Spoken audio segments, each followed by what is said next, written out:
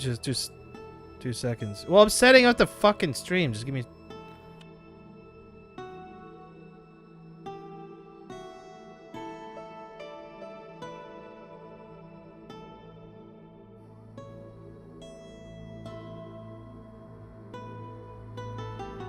You get, like, if you get... You don't have to get, like, the Pro Plus, but the Standard Pro has, like, this thing called, what was it, meshing, or... What... You can just completely... Any item that you see, you can attach wherever you want. And how many items. So you can just, you know, have 10 swords on them.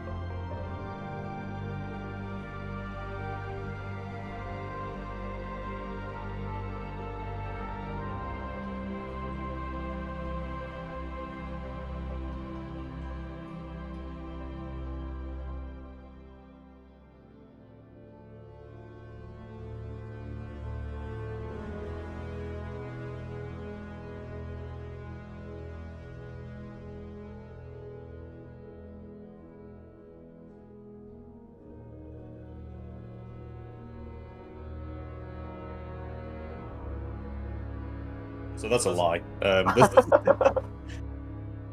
Right, recap. And Beard, are you ready? Yeah, you can recap it. Cool. Go. Sorry, wait. Okay, last we left off, during our short rest, each of our adventurers had a personalised vision. These made them want to return to whatever they called a homeland. We headed to Eggfort School to catch up the professor, but as per usual, he was entirely unhelpful. We planned on heading to Mumple, but decided to go to the In-N-Out Burger to speak to Linda instead. Whilst the rest of us headed to the burger place, Rion went to Mumple. He found a locker with a magical signature, found a hidden compartment within, and after unlocking it, he discovered a blank scroll. As he headed to the rest of us over at In-N-Out, we moved there. We eavesdropped on a conversation with Linda's kids and overheard them talking about zombies and the fact that the scroll was missing. we got the name of Linda's eldest, who mentioned that her scroll had gone missing from her locker, which was Tina, and we arranged a meeting with Tina for Vex to have reading lessons. Rion bought everyone a communication crystal so we can make sure we stay in touch, and then we went to see Ida for assistance with the blank scroll. She revealed the words on the scroll were conduit portal spell and explained that this could allow magical power to be transported or used remotely. And that was it. Lovely, lovely weekend. But was that okay? Did that make sense? Yeah. That made a lot of sense. I'm trying to read it more as a actual sentence rather than the broken up staccated fucking random ass notes that I've got. Whichever's fine. Just trying to consider what might be a bit more readable for YouTube audiences listening, to be honest, rather than me just rambling random words. But it's nice to know either's fine. Thank you. Did we come up with a plan after that, or were we kind of just... No. I think we pretty much we kind of sat there and we talked to Ida about that. What I remember, like, you guys cool as well, so sort of let these guys know. Hadn't cutting off for us, buddy. Oh, sorry, I didn't activate my mic. I forgot I was on push to talk. So you guys spoke to Ida, and then the positions you were left over in the game was here. So I don't think we moved any further. I can't remember why. We had to end for some reason, and I can't remember why. But either way, that was where you got to. I think you just let everyone know what was kind of going on, and yeah, I think that's it.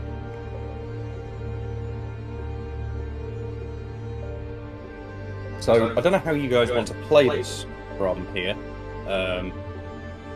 for how we get through weeks. But obviously, RPing each day of the week is going to be pretty slow. I'll go for it. So, I mean, maybe, yeah.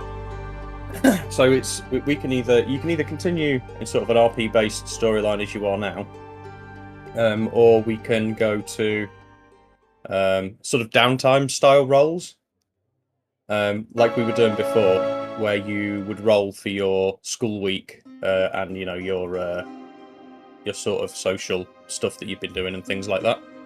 Would you say there's like any leads to follow up at the moment? Right. Well, that was kind of where I was getting with that, because at this point it's kind of up to you guys to RP into a place of where you want to go and look for leads and stuff like that, if that's what you want to do. If we switch to a downtime style role like system, we can turn you guys trying to find new leads into a role in that system. So you can rather than concentrate on schoolwork or like social relationships or anything like that, you can concentrate on like your quest, and we'll just call it the quest role. And to see if you gather up any new information, there can be a base roll on that, and then depending on what you roll and how well you do, we can go from there. Yeah, sounds good. Which one sounds good? The quest roll. Yeah, doing the quest roll, because as it is, the whole thing relying on us doing RP is basically us understanding what we're supposed to do and doing it, and Yeah. Dan can't give us any information that we haven't earned. So, like, the problem with Vex, for example, going investigating is she might be sneaky as hell, but she's got really low intelligence, which means her investigative skills are pants. Yeah. So every time I've taken her and tried to do any investigating, I get really low rolls, which means Dan can't legitimately give me the information, even if he wants. So this will hopefully kind of circumvent that and give us an opportunity I to maybe... suppose it would make more sense, since we can do some skill stuff on the side. Yeah, it lets us accelerate time a little bit as well. So if the thing that's working against you is basically you'd need a couple of weeks to be like, well, we need to scope this person out or follow these people or etc. You know, it means that we can switch to a timeline that's a little bit easier to do it in. Yeah, because I think that makes more sense rather than we just do it all in like the span of a week kind of thing. because we've been RPing literally every moment. Yeah, so I'm happy to do like a quest roll and some school stuff on the side. Yeah, cool. Okay. Right. So yeah, I mean that's we can say that's what happens with you guys then. So let's. I mean we'll start with you, Ilarion. Sure. Like yeah, so there's like 4 main things we're going to be rolling here. We'll apply the bonus thing we had before, where for the role that you're going to pick to concentrate on, you can pick which skill it is you're going to use to roll into that. So if you do an investigation, for instance, then you can take your investigation modifier and you can add that to the top of the roll as well. Yeah. But the one downside of this is now there are 4 things for you to be doing. You're going to have to pick one to roll with disadvantage on as well. Like there's going to be something here that suffers, basically, yeah? Yeah. So yeah, you've got your quest line, you've got your schoolwork, you've got your social relationships, and you've got your stress levels to roll for. So you want to concentrate on the quest line, right? Yeah. Okay. And then which one do you then want to roll with disadvantage? Mental state. You're going for the stress roll. It's going to be a disadvantage. I mean, it makes sense. If you were pretty strung out trying to do everything, you're going to be pretty strung. Yeah, exactly. So I think that makes sense. Right, yeah, cool. So what do you want to roll your quest roll with then? What is it that you're trying to do? I will investigate any elites. Cool. So yeah, what is it the sort of RP wise that Ilarion's going to be doing to do that? Is he moving around town? Is he talking to people? What's it he's doing? I think he'll be a social butterfly, kind of see if there's any talk in town, kind of thing. Okay, cool. Yeah, no problems. Yeah, cool. So you can roll with advantage, and you're going to do. You may as well just roll an investigation to roll for it. This is a D20 anyway. So, Let's do it. yeah. Got 18, my highest. So 18. Is that with your +7? With the +7, yeah. Okay. Right. Yeah. On 18. You frequent a few places. You find it's kind of handy. I think probably to like when all the schools are starting to let out. Like you sort of walk around and like listen to what people are saying, and you go to the same places. Like you go to Basra's and you'll get like a drink or something, and you're friendly and you're sort of like just chatting to people, just trying to like. I think Ilarion's probably just trying to listen out for like grapevine style rumors, you know, where like stuff sort of like gets Chinese whispered around and things like that. Yeah. And what you find out is that it's kind of a weird one, but you find out that there's someone who goes to Mumple, who like you're talking to someone at Basra's, and they're just sort of like, oh yeah, it's really weird. Like they think.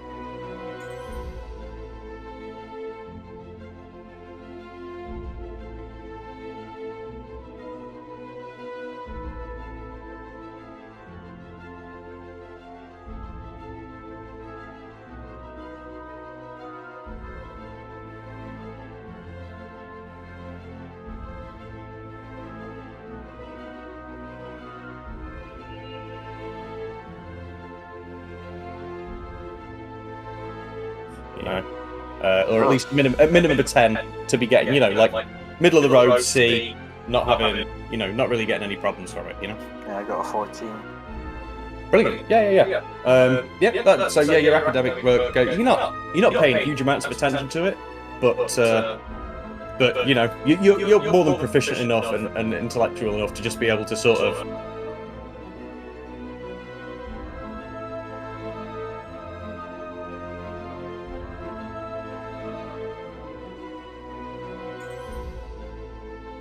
Socially, I got a 3. Oh, okay. So I think relationships within the school, maybe because you're wandering around and like talking to other people from other schools and things like this, like probably have started to suffer. You know, it's not that like people don't like you. It's just that previous weeks you've been quite popular and people have been like sort of all over you, and you've noticed people sort of seeking you out less, I guess. Yeah, it's all right. And then yeah, let's roll for stress. So it's going to be D20 with disadvantage. I'll just roll 2 d20s and pick the lowest one. Yes. I got a 3. Okay, so you're going to gain level exhaustion. Ilarion is really tired out. Like the I'll I think put that on my I'll find it. Give me a second. I think the running around doing extra stuff on top of schoolwork and the fact that with people aren't seeking out to talk to him as much, it's probably sort of toll on the psyche. yeah. You're feeling you're definitely feeling the sort of the effects of that. Yeah. Just so we all understand, what does 1 level exhaustion do? Give me a second, because I don't know if D&D Beyond has this mechanic built into the sheets. So Does not, or I can't see that it does. What does? Really? Where?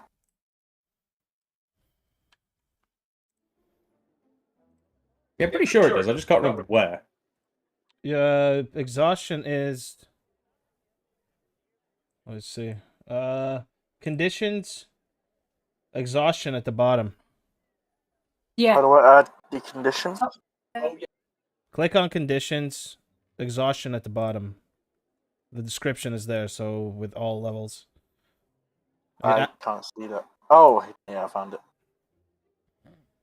Exhaustion 1. Thank you.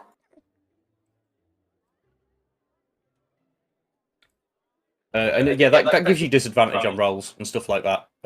In the same way that being really tired and stressed out probably would, you know?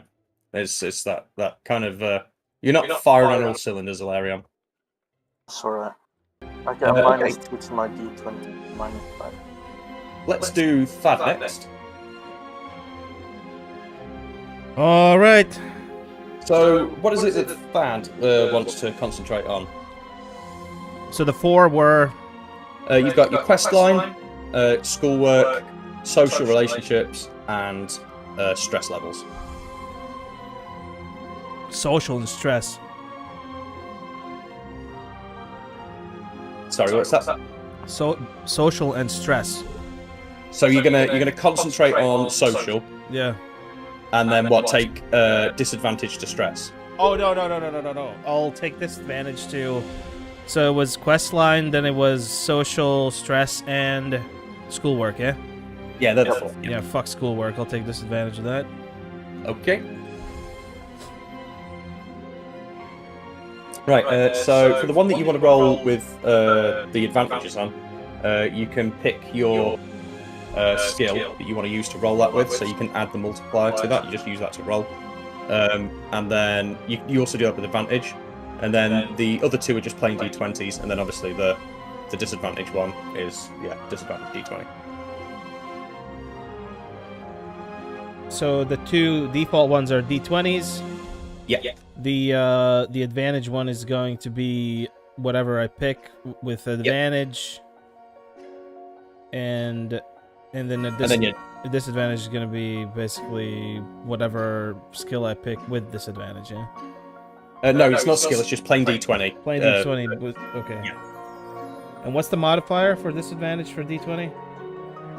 There's no modifier. It's just the lower of the 2. Oh, okay. Yeah. So 2 d20s basically, yeah? Yeah. Okay. Okay, I'm gonna roll for social first, so can I pick a skill? Absolutely, yeah. Tell us what skill it is you're going to use to do what it is that you're doing socially, yeah.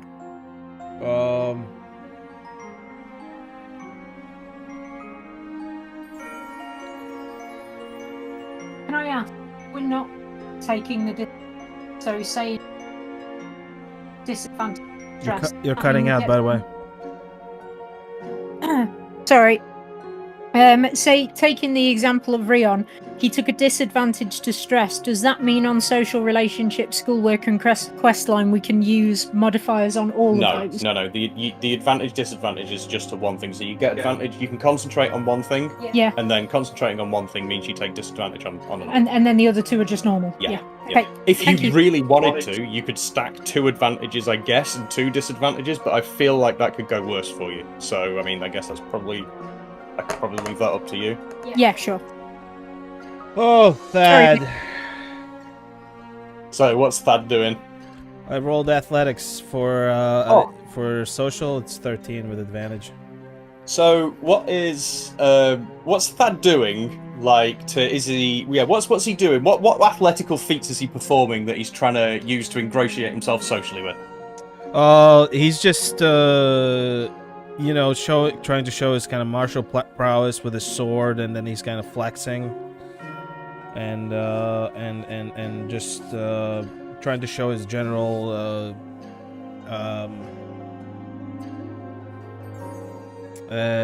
physical capabilities. Sure, I see. It's just been a bit like boasty, if anything. Yeah, just boasting. Yeah. And I think only thing he knows how to do. Yeah, and I think that reflects well in the role here. Yeah. It's not that it doesn't work, but it's like people are kind of noticing, and like some people are obviously impressed, but some people are also kind of like rolling their eyes a bit and being a bit like, God, this guy. Yeah. It's like kind of arrogant, or whatever. Yeah. On that role, is there anything socially that Thad would have been looking to do? Like, was there anyone, like, information that he might have been trying to get from anywhere? Or, like, is there anything in particular he was trying to do in regards to that? Or is it just more he was just trying to get people to think better of him? Well, he was trying to, be popular in the school, Okay, so, yeah, I see. But, What's Thad kind of trying to gain from the popularity, I guess, is what I'm asking. Leverage it? Well, recognition, mostly, right? He's like, well, I'm an adventurer, I'm the best, right? So that's his mindset, obviously, his ego. Yep. And, he just wants to kind of consolidate that, Yeah, trying to make a name for himself, almost. Yeah. Okay, cool. Yeah, I think even if 13's relatively low, it's still better than where catastrophe happens. So it's average, basically. Yeah. I mean, I think that kind of works to an extent. Like people you haven't talked to before, like know who you are as you walk by. Like you hear people being like, "Oh, that's Thad," and stuff like that. So like, yeah, I think despite it not necessarily being the most successful thing possible, and some people being negative, I think overall, like Thad's probably going to be getting mostly the reaction that he wanted from that, where people are starting to recognize him. Okay, I'm gonna roll for what was it? Schoolwork. Yeah, I'm just gonna get. I'm just gonna get the schoolwork out of the way. So with disadvantage, I suppose that's intelligence. With disadvantage, or was it a D20? No, just plain D20s. No modifiers yet. So just a D20.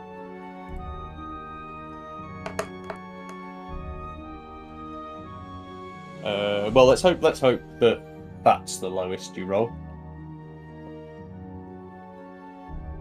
I mean, it's a 5. Yeah, do you want to roll the second one? Because it is disadvantage. Disadvantage, so you can roll the second one. You get the worst one. I mean, but it could be worse. But let's hope it's not. Yeah. No. Okay. 5. Yeah, I mean, 5 is basically the lowest you can roll, whilst still retaining some form of grade.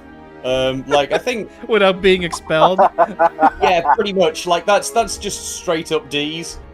And I think the couple of the teachers probably pull you aside and be like, "Look, Thad, your physical prowess and your sword work's great, but we need to start seeing better written work from you. You need to stop flexing in class and start actually doing work." Yeah, stop flexing your muscles and start flexing your mind.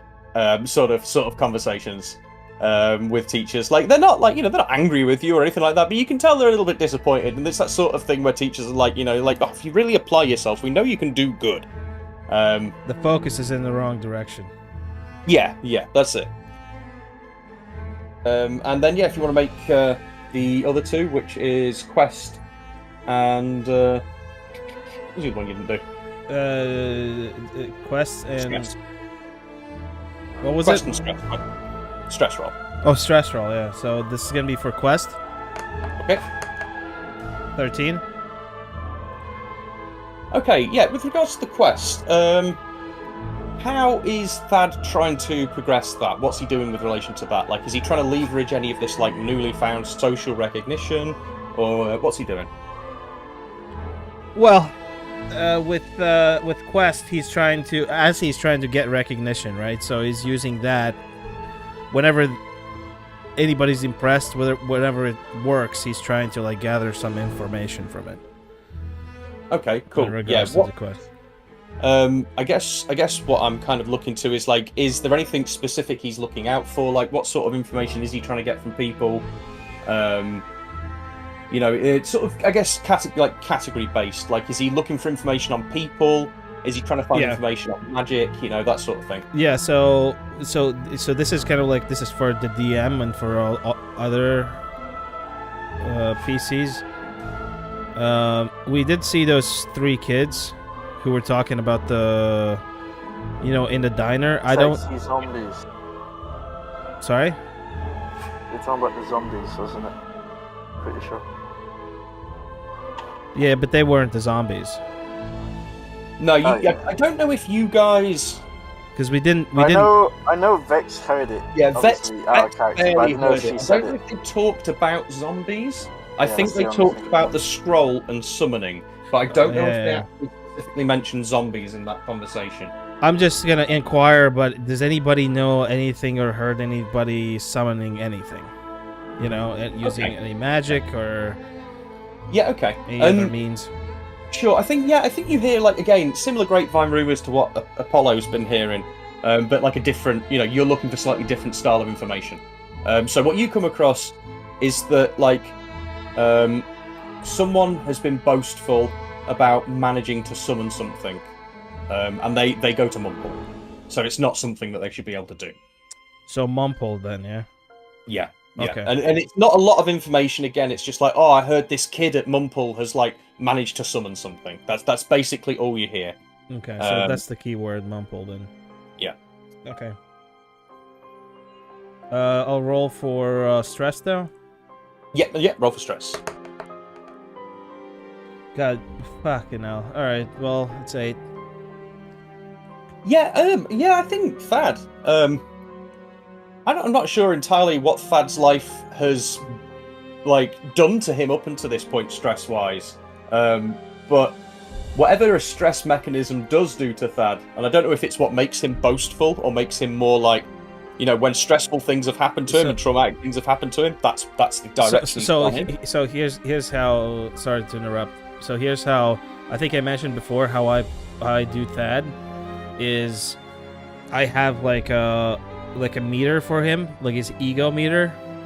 Yeah. Which is basically like anything good happens to the party or anything like the Thad does, there's like a multiplier that his ego goes up, and that impacts his decision making. Where he's like overconfident, he's like, yeah, his ego's high, and then if bad stuff happens or he fails or he's like, you know, or something negative happens and his ego goes down and it impacts his decision making, where he's like more humble and like and his decision making is also, you know, he's not like he won't take as big a risks and stuff like that. Yeah. He's less confident. So at this point, like Thad, like and the weird thing about this stress that you're feeling right now is you can feel it being self-imposed. Like it's not coming from external sources. It's just the stress that happens to someone of when they try to do too much. Like you're cramming in schoolwork, and you're not really doing very well at that. You know, you've been getting D's, so like that's bothering you, and like, you know, and it's bothering you in a way because it's hurting. You know, it's hurting your ego as well. Like, you know, you can't flash a D grade paper to someone. You know, it's like you can't use that as like, you know, any sort of merit sort of thing. So it's like that's getting to him. And I think as well, just having all this sort of stuff to manage, like you know, at the monastery, I guess you would have had probably lessons and stuff like monk sort of school things to sort of go to in that regard. But like responsibilities wise, you were probably only given 1 or 2 main responsibilities to look after. Whereas here, you're kind of responsible for everything that fucking happens to you. And I think maybe Thad is feeling like overwhelmed from that, in a sense as well. Like it's just like, oh my god, like life is fucking hard, and I think it's just kind of hit him. Yeah. So do I take it to exhaustion level? Yes, you're going to take an exhaustion level. Yes, Just one, yeah. just the one. Yeah. Okay. You guys don't have that much going on right now where anything catastrophic is going to happen from stress. But if you don't manage to do stuff in the weeks after where you've gained an exhaustion level, for instance, where we're downtime rolling here, if you don't manage to do something to alleviate that, then bad things can start to happen from stress as exhaustion piles up. You know, like you start to lose your ability to deal with it with a straight head, if that makes sense. Okay, so in that sense, are you eliminating the rule that a long rest gets rid of levels of exhaustion? Well, right now, yeah, in that sense, you guys aren't really long resting in these like downtime rolls as such. It's not being RP day by day, so we're not like long resting at the end of each day like that. Even though technically you will be going to bed and sleeping, like we're factoring that into the roll. So like when you go to bed and try and sleep at Jawbones in these weeks, you're not falling asleep very well. Like you're sitting there, like the bad schoolwork's going over in your head, like the bad relationships socially or whatever, like that sort of classic like. Yeah, it's accumulating, isn't it? Just Yeah, that's it. Yeah, it's not something that's just going to go away. So like you have to actively do something, like taking advantage on your stress rolls, for instance, to try and just de-stress and deal with it, that sort of thing, to get rid of those. Right then, let's do Vex. Okay.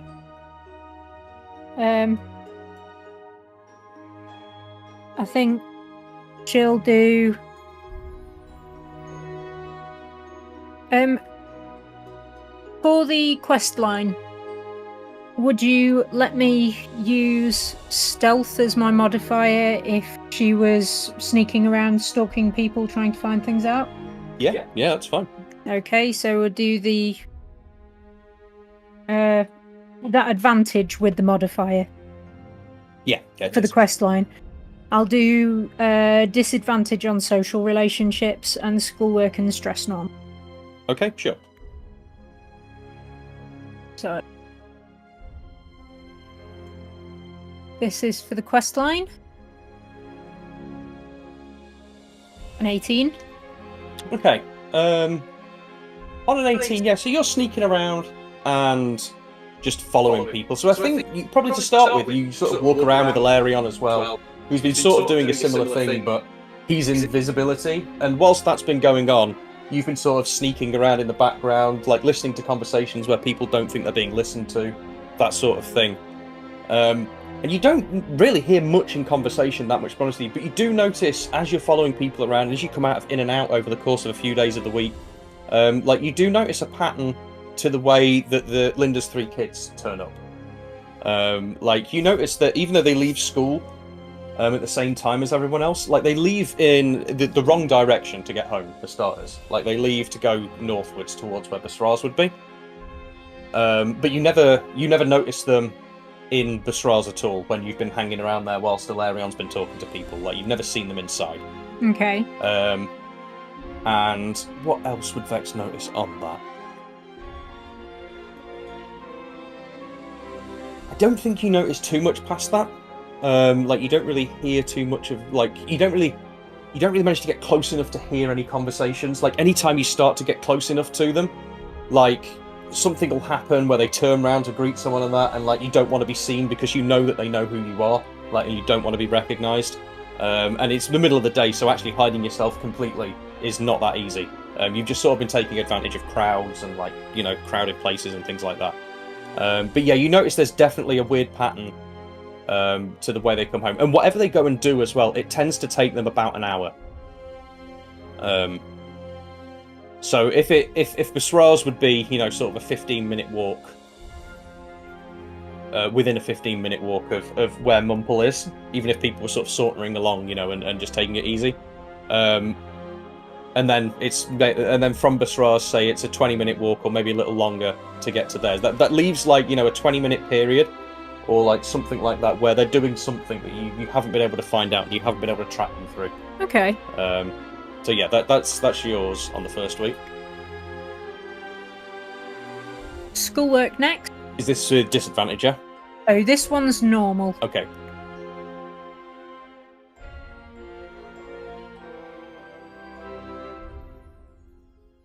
Nat 20. Yeah, well, okay. So I think there is like a distinct difference. Like the previous weeks, obviously your schoolwork had been really bad because you couldn't fucking Couldn't read and read, write. yeah. And now you've learned to read and write. Like, yeah, schoolwork's a lot easier. It's surprising how easy it is actually when you can understand the text that is in front of you.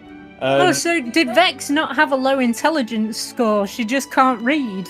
I definitely think that was contributing to any low intellect that Vex has been feeling. Yeah, but yeah, you're definitely not as stupid as you thought you were. Like you've breezed through most of the stuff, and you've got A's on everything. Like all the teachers have been like complimenting you and telling you how well you've done. So yeah, I think Vex is feeling pretty good in regards to schoolwork there. Now the disadvantage. Actually, with that nat 20 and it being schoolwork,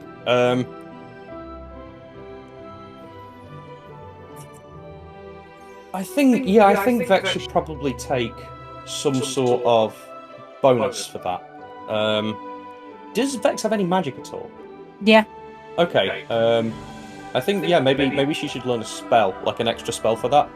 Like you put in that much hard work, doing all the schoolwork in that, and just reading. I think you pick up an extra spell. Any idea what? Do you just want it to be a level 1 something or a cantrip? I don't know. Have a look, and we'll get to that bit. Okay. We won't go too wild with it, but yeah, I think she could have learned something cool. Because she's put in the hard work and it's paid off. So. Right. Disadvantage. Social relationship. Not too bad. Actually, that is a 12. 12 is not too bad. Okay. So on a 12, socially, I mean, you don't do badly. But like, it's not like people think she's a bit weird. I don't even think it's that. I think people have started to get used to how weird you are, and I think like for the people that can't quite deal with it, it's not like they've had more to do with you. But it's not like anyone's been like picking on you because of it or even really mentioning it. It's become more accepted. How nice. Is there anything socially that Vex would have been doing to try and aid with what she was doing with the quest line?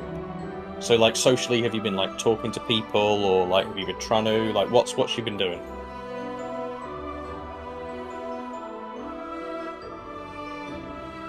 I mean, the answer can be no, so that should be fine. I mean, I can't think of anything right now, so I'd probably say... no, let's say no, because that's not socially, that'd be an academic thing.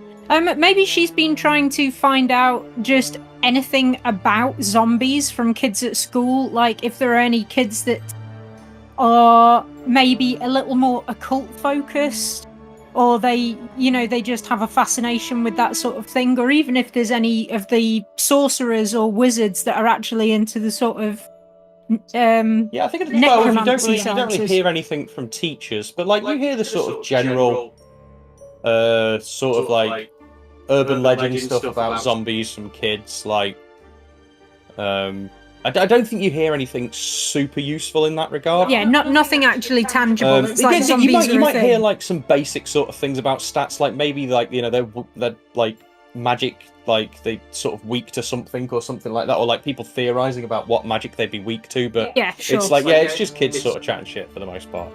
Okay, and then stress.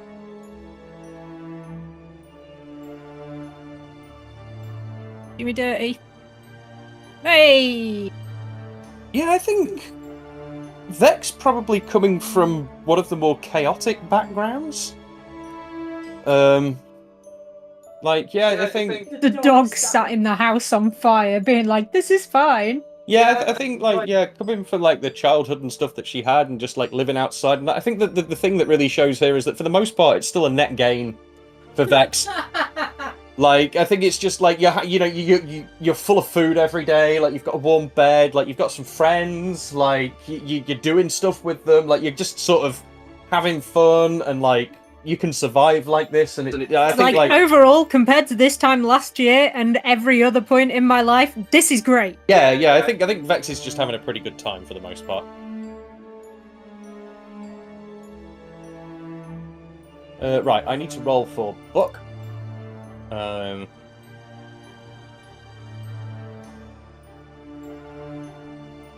What would Book be doing?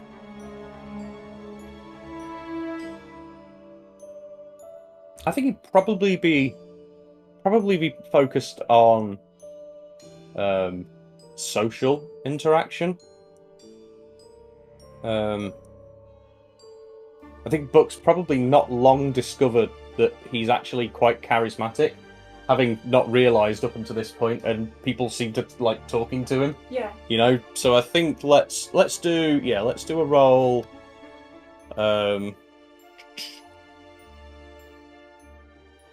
I guess what we use? Is it going to be performance persuasion or something like that? I think let's use his persuasion. Let's roll that with advantage.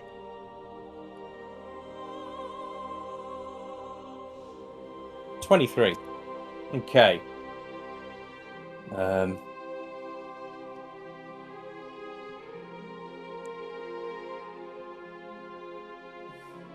I mean, I guess I don't need to tell you guys what Book's found out until he's told you, right? That's... Sorry, I'm just trying to play this, right? Hang on.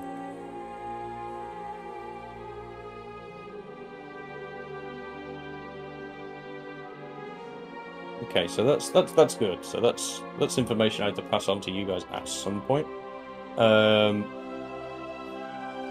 Okay, disadvantage.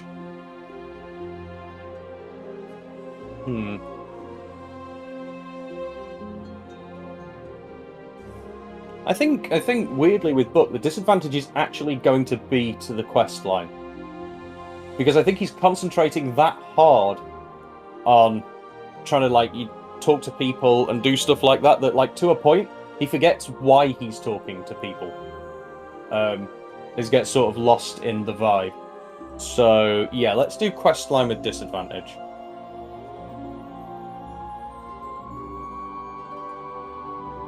Somehow still a 15, which is insanity. Which honestly, I'm gonna just as players rather than your characters. This is going to make an awful lot of sense when you find out the information that he's got. Yeah. So yeah, it would make sense that actually he hasn't done so badly with the quest line given the information that he got across. And now 2 normal rolls, one for social and one for schoolwork and one for stress. So schoolwork, 12, meh, coasting through on C's, and stress. I mean, he's not doing great, but he's not doing badly either. Book's stressed, but he's dealing with it. So cool. Yeah. I guess then we'll have said that's the sort of week gone by. And it gets to Friday with everybody sort of sat around the table with Jawbone. In fact, why don't I put us on that board? A bit of immersion.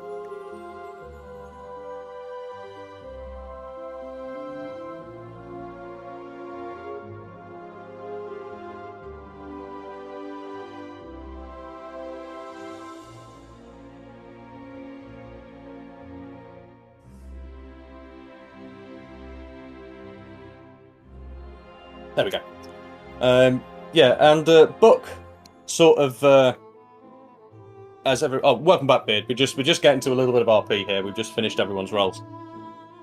So you're all sat around the table with Jawbone. You know, you finished your dinner, just sort of sat there drinking and having a conversation.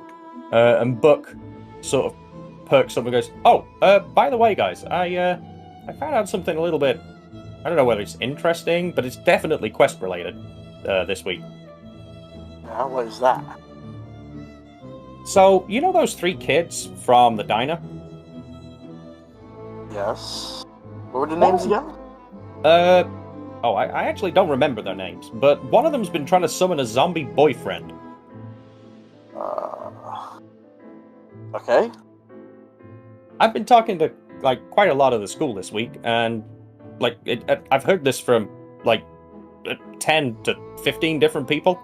So, I think it warrants us at least maybe investigating. I hadn't said anything to now because, well, I was kind of trying to figure it out a little bit, but I don't really see what I can, I can't really tell that good if everybody's lying to me, I guess. But, yeah. Okay, that kind of makes sense with what I managed to find out. I was following them all week, and I noticed that when they leave school, they go the wrong way. Like, they don't go home when they leave school. They head towards Bastraz, but then they take too long. Like, I waited at Bastraz, and they head past there, and then they're gone for maybe 25 minutes before they come back. So, I don't know whether it would be worth staking out the graveyard again or trying to follow them. What do you guys think?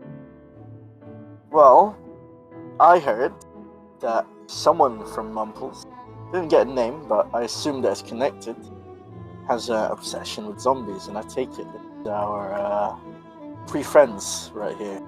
Oh, well, I mean, yeah, that seems like a little too much for coincidence, right? Very convenient, right? I mean, yeah, it sounds, yeah, I mean, yeah, it sounds pretty connected. Thad, did you come across anything?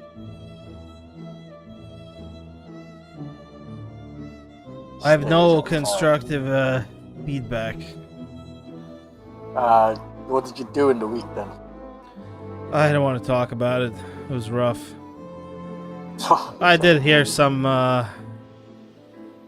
rumors about some kids from Mumple who might be responsible for this, maybe.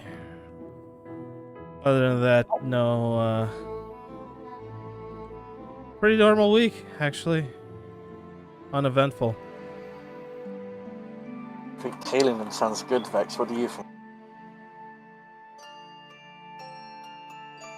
I'm sorry, I was paying attention to dinner. What do I think about what? What do you think about tailing them?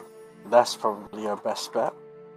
I mean, I think that's a good idea. Either that or we can try and stake out the graveyard again, but there's no guarantee that she's going to be going there. If she's already successfully done it, I'm not sure what would be next.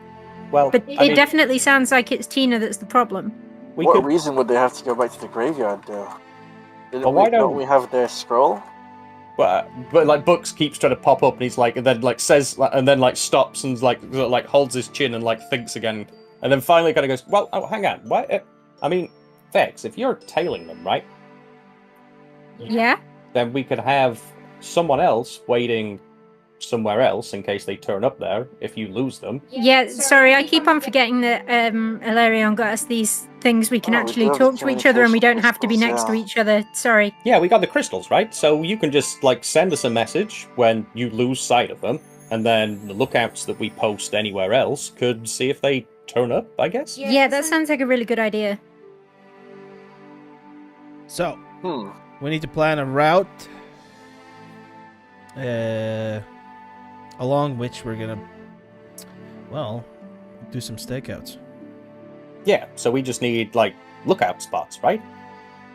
So I guess if somebody hangs out at the In-N-Out Burger, somebody hangs out near the graveyard, and I can tell them from Mumple and see how far I get and just keep you guys up to date with where they are.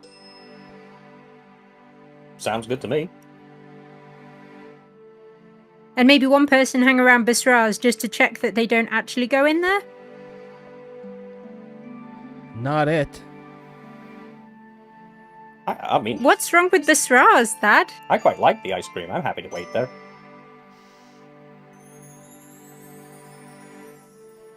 Okay, Rion, or Thad, take your pick. Graveyard or burger place? Let me roll for Thad's ego. Let me wait for his roll. Let me wait for his ego. Let me wait for his ego roll. Feels like such a sentence. Like, there's so much to unpack. This is supposed to be fantasy RP. Stop saying real world shit, Reese. Reese. Yeah, I'll, what was it, Bastraz? What are you rolling for it? No, there was the graveyard and the In-N-Out Burger. I'll take the In-N-Out Burger. Oh no, I meant what did Fad roll? That's Can I counter roll? For confidence. No, you're definitely more confident than Thad at this point. No. I'll take the In-N-Out Burger. I've had enough of that fucking graveyard. Is what he'll say. Any objections? Alright, I'll roll again. See if, If See if he has confidence to fight it. if Thad can muster courage. Let's see it.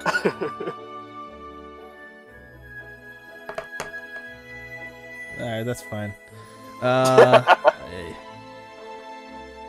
Of course, I'll take the graveyard. Yeah. Lovely.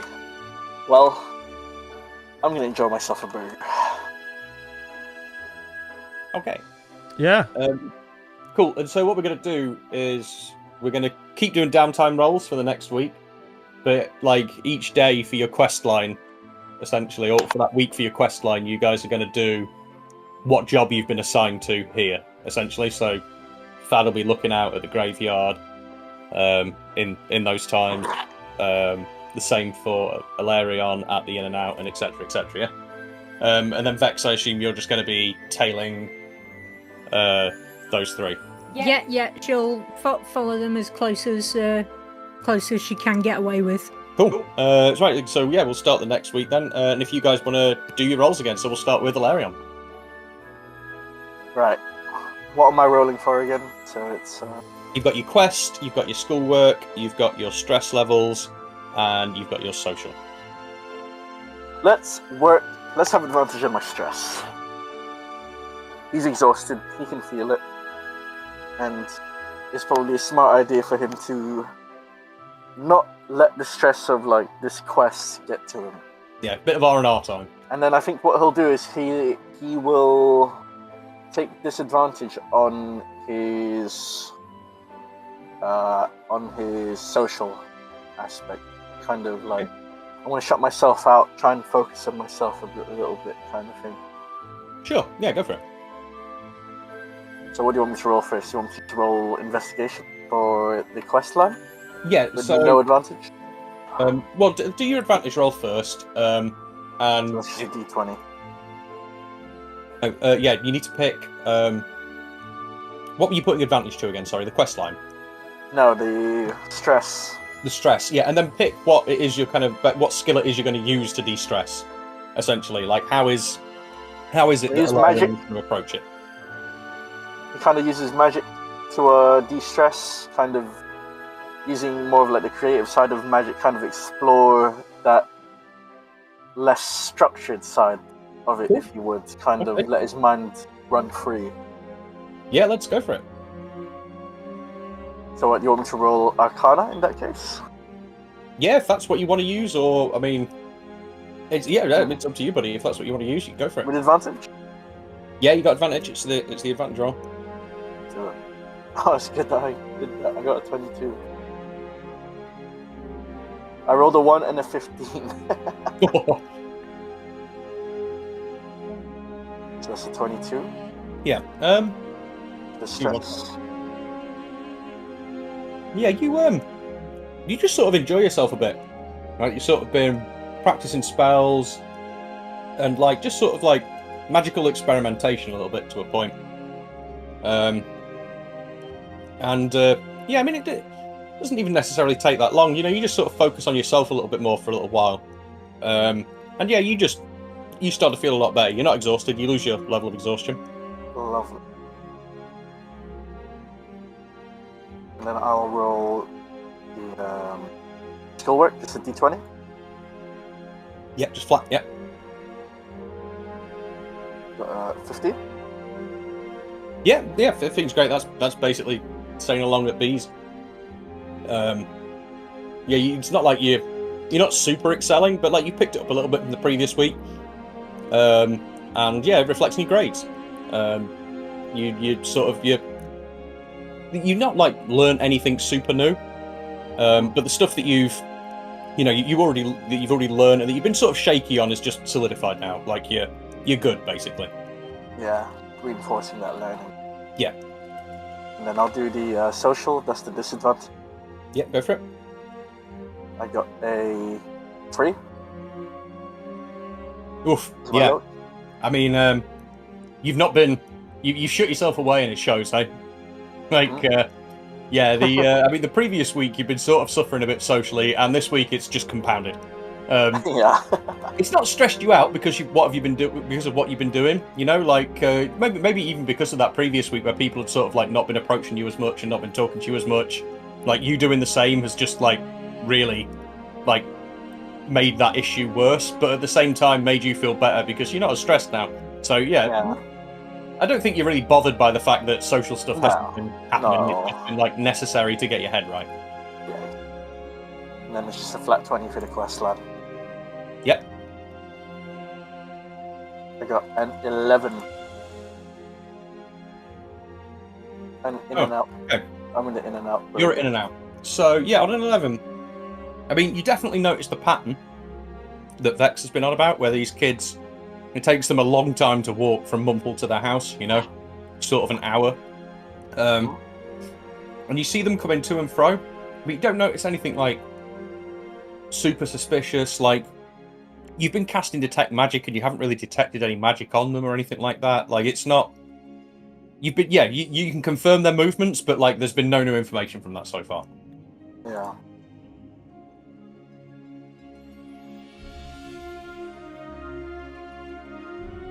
Mr. Thagcastle. All right, so I'm gonna go with. Let's see. I'm gonna go with.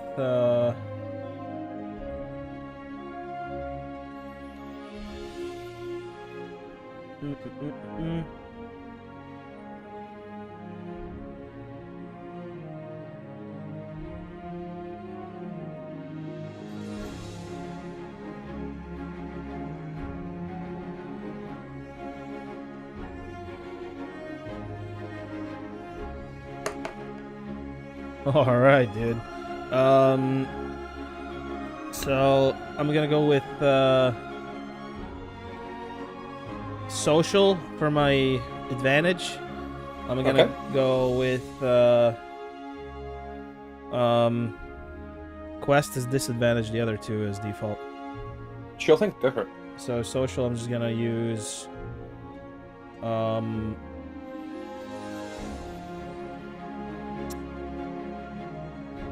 I'm just gonna use athletics again. Okay, cool. Yeah, just trying to do more impressive stuff to get people to. I mean, accept. he only has one strategy. Yeah. Yeah. 23. Okay, so I mean, there was a little bit of time there where you're beginning to doubt yourself. That last week was rough, but you sort of stick at it. You know, you work at your swordsmanship and that sort of thing, if for no more other reason than you want people to be impressed by it. But that's enough of a motivation for Thad. And yeah, this week you're doing some really cool stuff. Like, you know, you've got some sort of like weird over-the-hand sword spin that you've been doing before strikes on the sort of like the practice dummies and stuff. Is there anything that, like, what sort of situations is what I'm kind of gonna have to ask here, is what sort of situations would Thad be getting himself into with, like, trying to use the sword somewhere that you probably shouldn't use the sword, but Thad is going to use the sword because ego. Just within like the academy hallways, just like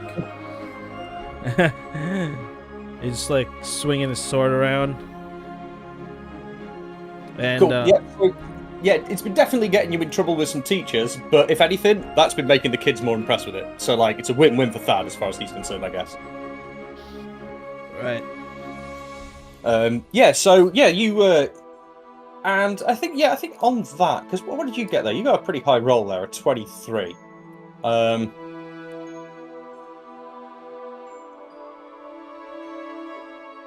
me think.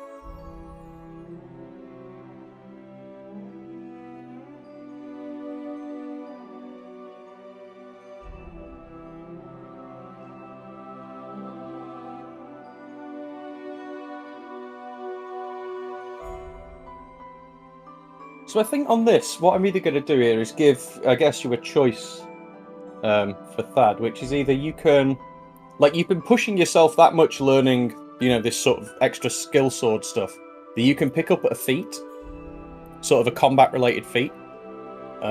related to the sword, or you can use it in a situation, maybe like you're talking to someone or a group of people, to do something particularly impressive to get a piece of information out of them that you want. That's the choice there that Thad's going to get. Wouldn't that be for the quest line? Yeah. Well, no, it's you. I mean, you can use it to get information for the quest line if you want, but it's more that like socially here, you've done some like stupidly impressive stuff, and kids being kids, like they're probably going to tell you anything you want in that situation, right? Like, so you can either use it to get information that you want, you know, whether it be something related to your quest line or not, or because of how much Thad's, and you can roll for it if you really want to decide that way, or because of how much Thad's been practicing, like you can pick up a feat related to swordsmanship.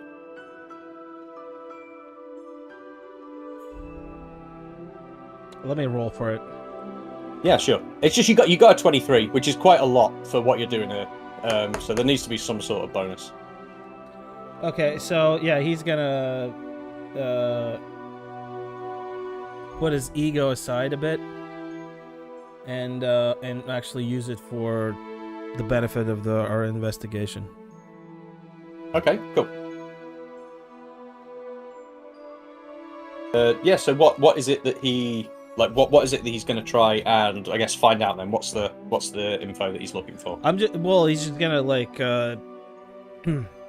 subtly ask for like clues to whatever kids he encounters, whatever this the students he encounters about have they seen these people within Eggfort or on the streets between Eggfort and Mumple, or in any like commercial areas. And yeah, I mean, so have they noticed like some patterns, or they noticed where they congregate or some stuff like that? Yeah, you don't find anything too much pattern-wise or anything like that. But what you do get is a real sort of diamond piece of information, which is that someone has seen those three kids meeting with a hooded figure. And the other information you hear with that is that hooded figure has a cat. Okay. Like the moment you talk about those three kids, like people automatically seem to know who you're on about. Like they're sort of like known about as like just being that group of three weird kids, like that, you know, or whatever, those brothers and sisters that just hang around together or something. Like people know who the hell you're talking about. And like yeah, you like, and it's not just one person that tells you this. Like you do a couple of things of like, you know, you're just sort of like practicing the sword and shit people see, and then there's bits where you make sure people can see you practicing, obviously. And like yeah, and you get talking to like little groups of people at different points throughout the week, and it's the same thing every time. Like, oh yeah, we've seen those kids. They've been up in the forest, and we've seen them with like this hooded figure who's got like this cat, and like you don't know why people mention the cat like that, but like they mention the cat, so you figure it's important. Okay. Just out of like how many people I have the same information? Yeah, it's so there's like 4 different groups of people that you hear this information from, and like everyone in those 4 groups, like when someone says it, like the moment they break that information like that, seem to like agree and be like, yeah, we've seen them too. Like it seems to be like people aren't necessarily willing to part with the information, but like the moment that someone in their group decides that you're cool enough that they can part with the information, like everyone else is like, oh right, we can tell them they're cool. So like it's weird. It's not like people are trying to hide it, but also it's like they don't want to say something about it, and you're not sure why. Mm-hmm. Okay. All right. That's for social. Yep. So I'm gonna roll for disadvantage for what was it? What did I pick?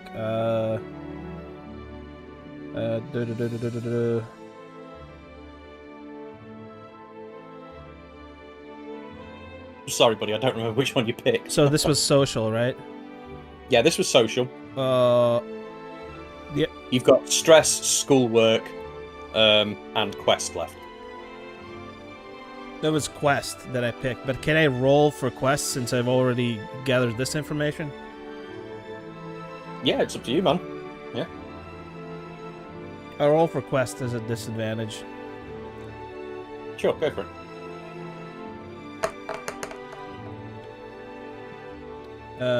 It's a 3. Yeah, I think that probably rings right for Thad here. Like you've heard this information, like, and you're kind of sure it's important information, but honestly, you've got no fucking idea how it could relate to the quest at all. Can't connect the dots. Yeah, I mean, can you give me a history check as well? Just here, I think is important. 12.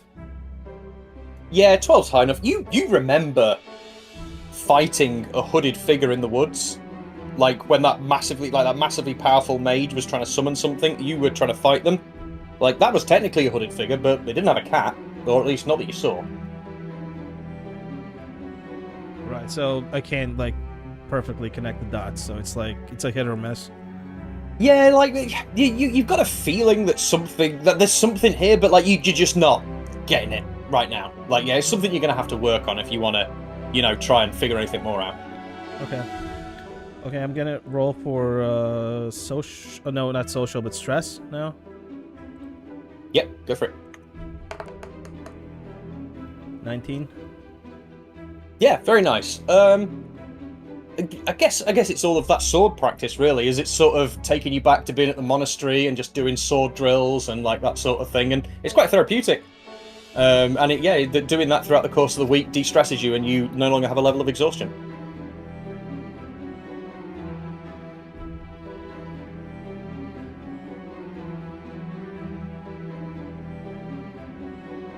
Was that it? I think that was all your rolls, right?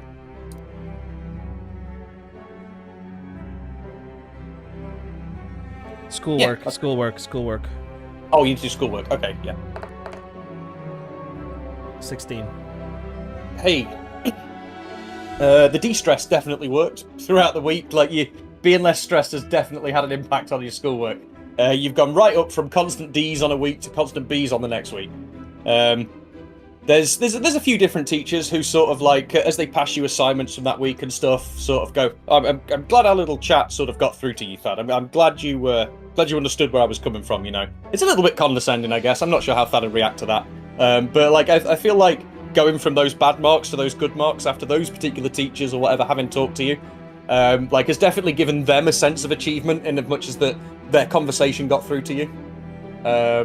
You can see a few of them are quite proud of you. Like, it's not that they're not giving you any praise for it, but it's there is like a slight condescension to that. Yes, Thad wouldn't notice that. He's just happy that people agree and people like him. Cool, excellent. Yeah, so yeah, you're happy with that. Then yeah, like the schoolwork's great. You've gone from getting the lowest mark you could to getting near the highest one. So I think yeah, for Thad, yeah, good stuff. Yeah, nice.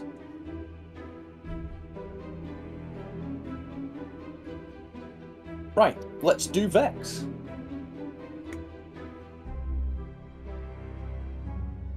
Okay. Oh, wait, for your quest line, we didn't do for Thad's quest line what that entailed to for him doing his post at the graveyard, did we? Yeah. That's what I needed to do with that. So basically, he didn't see shit at the graveyard. Yeah, was it a 3? 3. Yeah. The graveyard shift, like you've seen the guy who works there quite a bit. You've seen various people sort of come and go and pay their respects to a grave and maybe leave some flowers or something like that. But you've not seen any sign of those kids. I'll be done with that before I forgot. Vex. Okay, I'm gonna do the same as before. So, stealth for the quest line, schoolwork and stress normal, and social relationship with disadvantage. Cool, go for it. Yeah, if you want to roll all 4, then we can just go through them quickly. That's up to you. Yep, sure.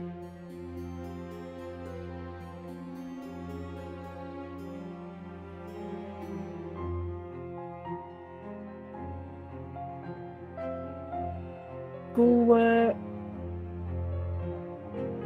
Stress. Yes.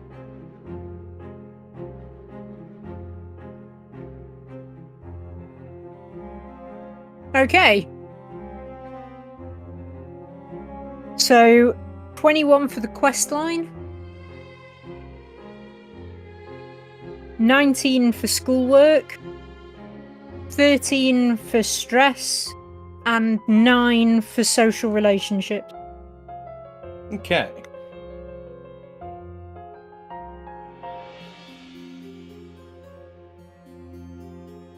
So yeah, the quest line. You managed to basically successfully follow those the 3 kids for the entirety of what their journey entails. Okay. So they go up past Basraz.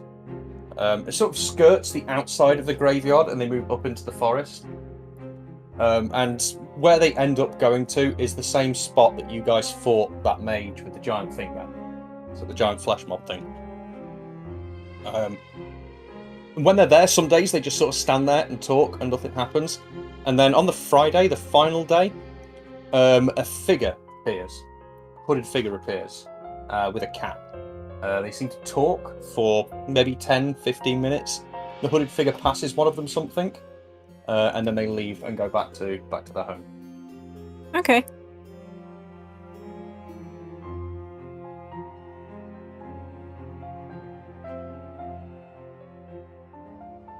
Right, the next one, 19, was for schoolwork. Yeah, I mean, schoolwork-wise, you're again solid B pluses, A minus sort of region there. That again, schoolwork's really easy to you when you can read. Apparently, like it's yeah. Now that you understand the language, it's really not a problem. Yeah, Vex is doing absolutely fine with schoolwork. The 13 was for your stress. Yeah, you've not got more stress, but you've not got less stressed either, I guess, in that regard. Like, you're just sort of dealing with it. Like, again, the sort of net positive thing for Vex, it's like, yeah, there's sort of stuff that's hard here. I have to do schoolwork, and I have to do this and that, but, I mean, I have a house and a home, and I have friends, and, like, she has all these positive things that she'd always wished for and never got, and so, like, I think yeah. the things that she finds stressful is things that other people wouldn't necessarily understand. Like, she finds it really stressful actually having people just observe her on a daily basis. Like, knowing that she isn't unnoticeable anymore. Feeling like someone's judging her. Yeah, or even just knowing knowing that people can see her and are looking at her and things like that just makes her feel quite vulnerable. And I guess that makes sense with the social role then being a 9, is that Vex is still kind of struggling with being social. Yeah, the week before, people had sort of seemed to be a little bit more accepting of you. And then this week, you don't know if you were weirder or not. Like, you can't really figure it out. But it seems like people have been a little bit less accepting this week. It's not like, you've like made any new friends or anything. Like, people, maybe other people have been busy too. But like, yeah, people didn't seem to really have the time to want to stop and talk to Vex if she was trying to talk to them. Yeah, I think that probably makes sense. She's been spending a lot of her time following these kids around. So she's probably, when she has been talking to other students, only been asking questions about zombies, the woods, or these 3 kids. And at worst, people have spotted her stalking 3 kids around town. If they've been able to spot herself. So Exactly, yeah, they've just seen her following children. Yeah, you've been being a bit weird. Cool, okay, yeah. So yeah, that's Vex. Let's roll for Buck. I think he's probably going to continue to concentrate on being social more than anything. Let me roll for that.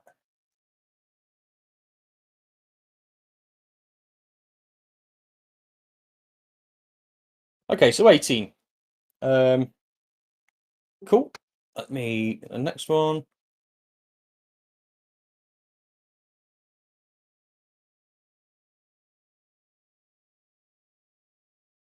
What we do with disadvantage for him?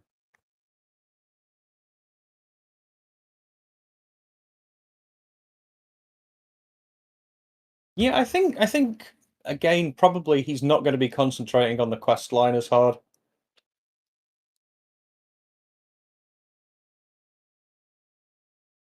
That's a natural 1. Yeah. If anything, Buck has gone backwards in figuring out the quest line stuff.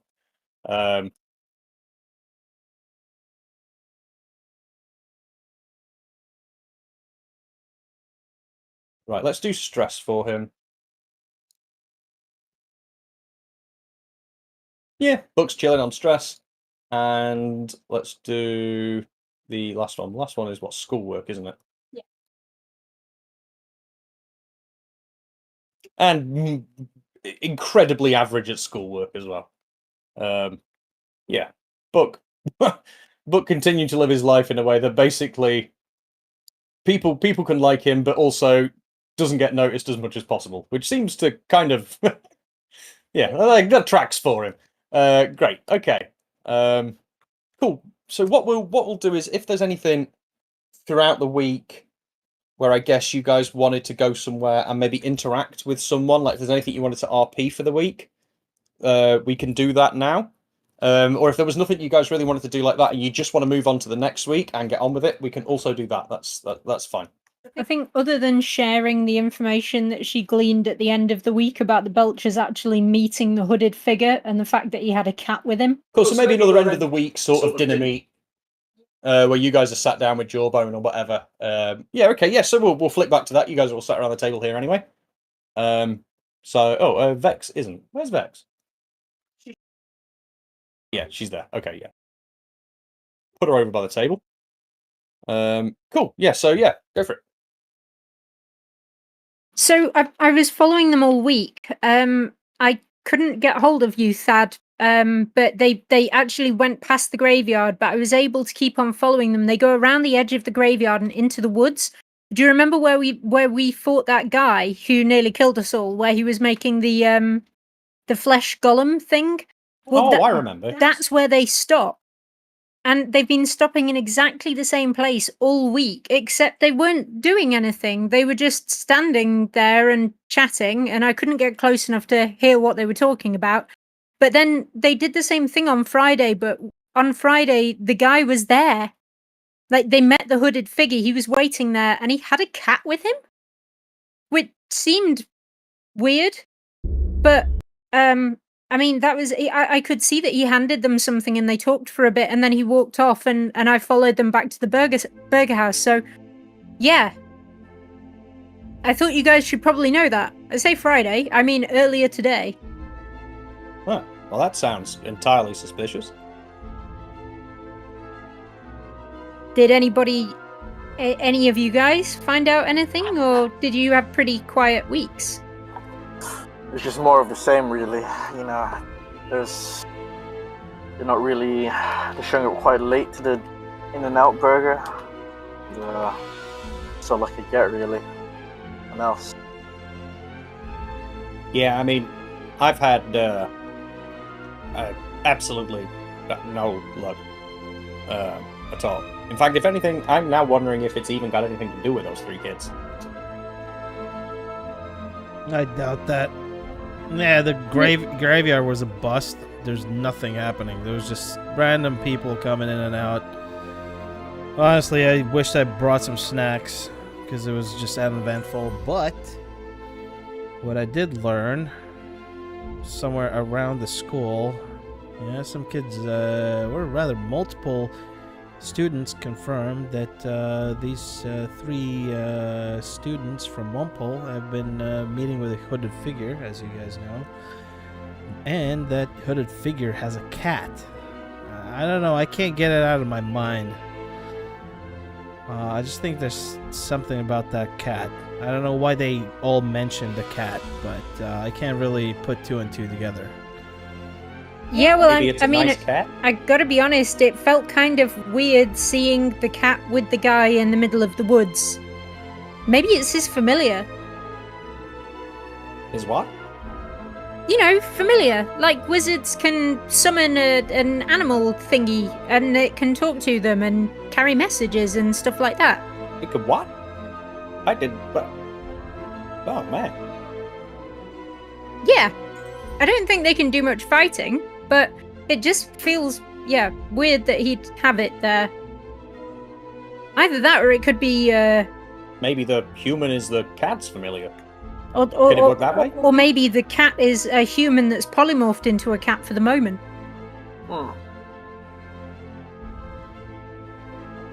Sorry, I've been reading books in the library. No. You guys should have told me reading is... You can learn loads. Yeah, so we've got these 3 kids from the burger place, right? But also now there's these other 3 kids from Mumple with a cat, and then you... So we're thinking it's the other 3 kids, right?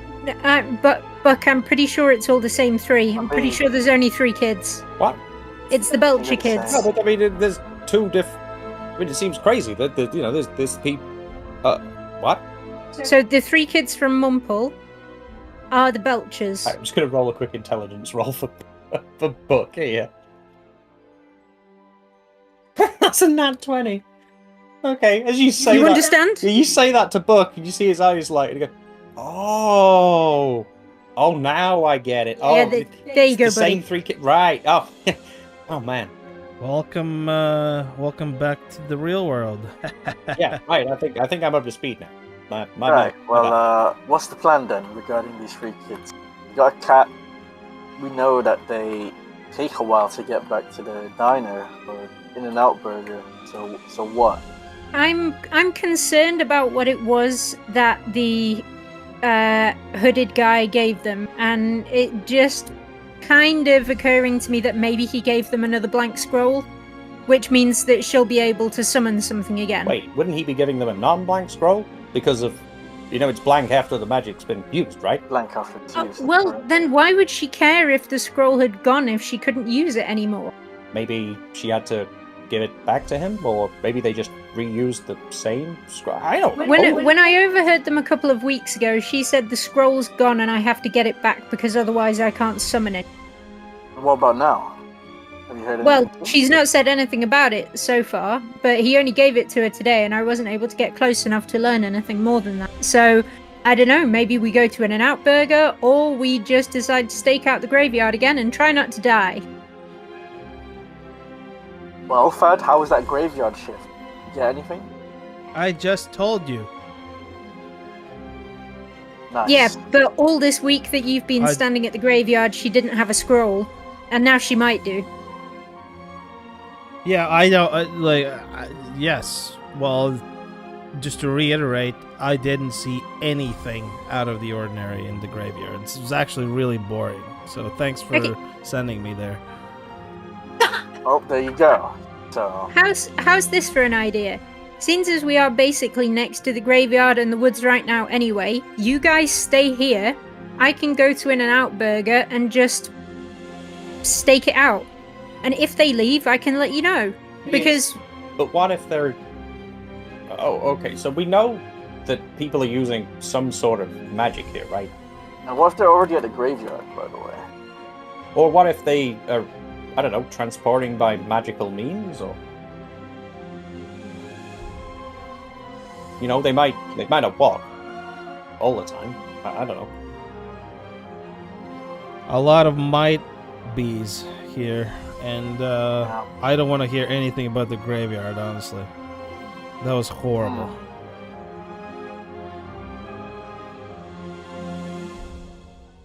What was the plan, Vex? Go to In-N-Out? I mean, I said go to In-N-Out, but then you guys just said they're probably not there anyway, so maybe I'm No, we did not say second that. guessing myself. Why We did not say that. What? Yes. We didn't. If that just agrees with Hilarion. We did not say that. He's gonna disagree. Yeah, Thad's like, yeah, sure, yeah. He's like, focusing Shut on... up, Pipsqueak, nobody said that.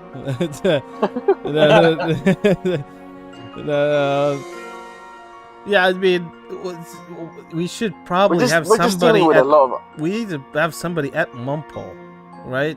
Or just... Did we send anybody to Mumple? I could go there. I think the professor should. I mean, trust me you've enough. been there, right? Yeah. So should we split up again? Do some more Yeah, stakeout? we can communicate with our crystals. We haven't really been using that. I haven't got any messages, you guys. I just look in my pockets to find the crystal. Yeah. We the crystals, right? I just check my pouches. Yeah, let's not let my gold go to waste. Thank you. Was that the first time Fad had even remembered he had a communication crystal up until this point? No comment. Right, well, let's split up. Vex, I think you can go to In and Out. Buck, where do you want to go? He's coming with me as his investigative deduction skills are not up to par with the party. Where are you two going? Yeah, where are we going?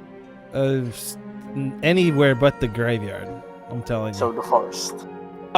Sure. I was going to suggest that we went and waited at the graveyard in case they turned up there. So, You Well, I know, mean, you could split up. okay, if you feel like you're so great at graveyard investigation, then sure, I'll go to the woods then. Alone. Alright, I guess that leaves me with Mumples. yeah, Buck just looks at Thad and's like, "What? I mean, you're tough enough, man. You can handle whatever's in the woods on your own, can't you? Or are you scared?" Let's just hope it's not boring. Well, I mean, I guess we'll find out. Right, well, I guess we will. let's not waste any more time, and he will start heading. Look Cool. who- Yeah, well, we can build that into the next week's worth of rolls if you want. Unless you guys would rather particularly RP waiting at those spots, in which case we can do that. I'm happy with either.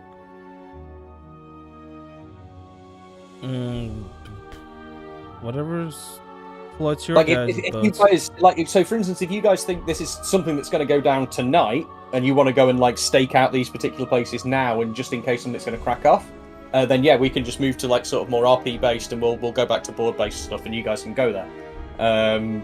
Or if you think this is something that's going to happen over the course of the week ahead, like not necessarily tonight, we can move to like it being a roll in that. Can we just roll and see if it does happen over the week?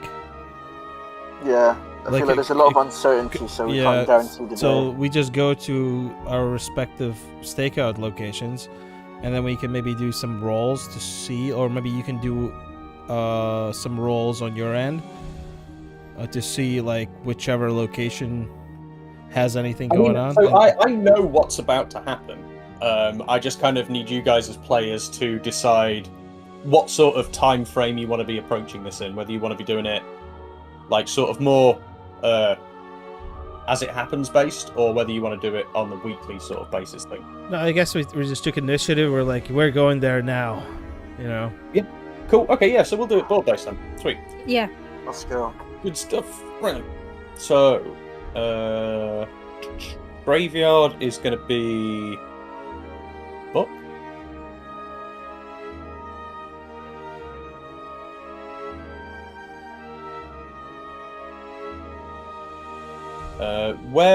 Alarion, where were you going to? Mumples. Okay, so you're going to be on the big screen on the D&D map in the Twitch chat, in the fucking Discord channel anyway, aren't you? That is correct. Yeah, and then Vex is going to be the same for you because you're going to the burger place, and then it is going to be the forest for Mr. Thad.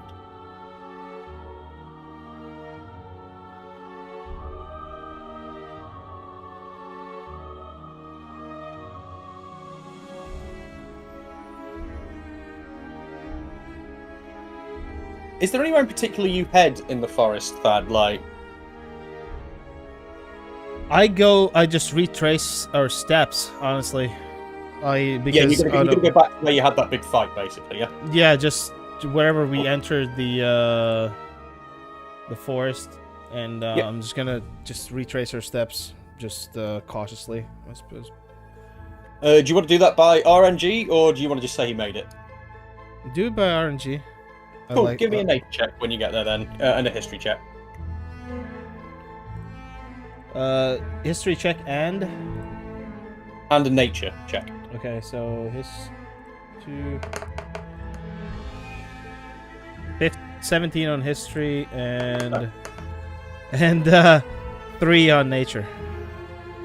Yeah, so you get there, and you sort of like thinking to yourself, like, well, at least if I can't remember the way, I can just follow the trails of the paths. And you get there, and you're like, paths of what? Never mind. I'm pretty sure it's this way. And yeah, you just sort of like left, right, and you just sort of like follow your memory, and you make your way there. Okay. Right. Let's do Vex and Alarion first, because they're both on the main map.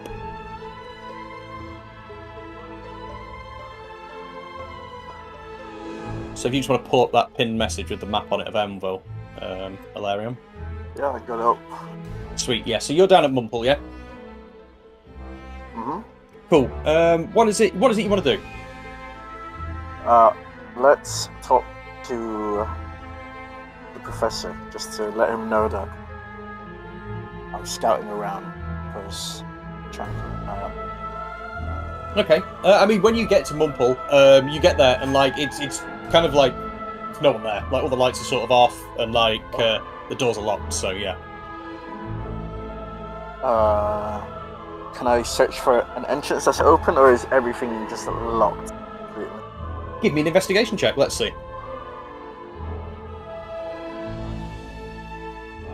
Well, 24.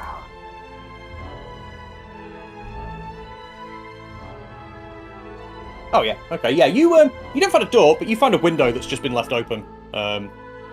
So yeah, you managed to like pry it open and jump through. Right.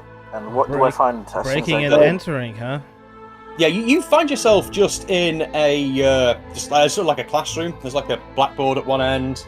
Along one of the walls, there's like some sort of like really basic like magic items and stuff like that. There's like a couple of like basic potions. They don't even necessarily look like that real. They look like display sort of stuff. Like this is what a potion looks like sort of thing. And yeah, that's all you really see around you.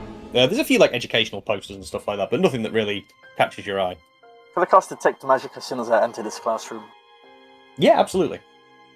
I think that's probably even how you determine that those potions aren't real. Like you cast Detect Magic and like nothing magical comes up. Oh. I'll go to those potions then. Oh, is it not getting back magic? Then when you pick it up and like you tip it sideways, and the stuff inside that looks like it's supposed to be liquid just sort of stays solid. I'll look around. Like coloured glass or something like that, you know.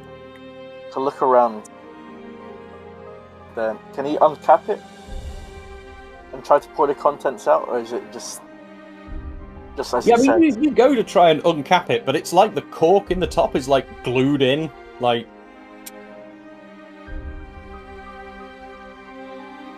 Right. So he's examining it, and he's saying that it's not budging. This potion, the cap's not coming off. The liquid inside is not moving. He said, isn't it? It's like is it like solid inside? It's complete. Yeah, it appears completely solid. Yeah.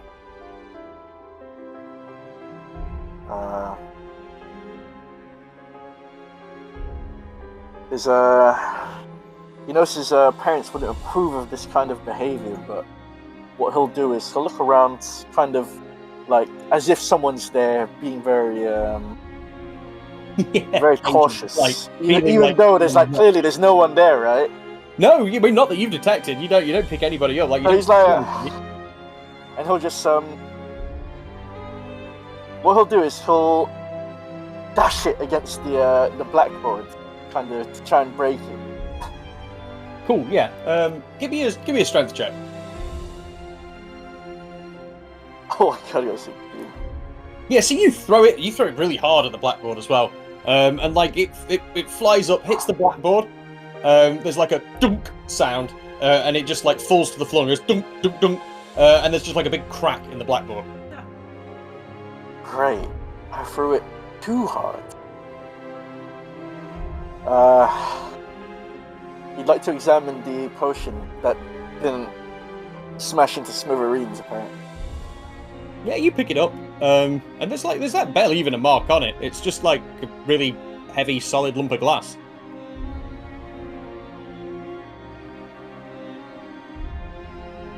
Like, knock this on Fad's head. That'll wake him up. Yeah.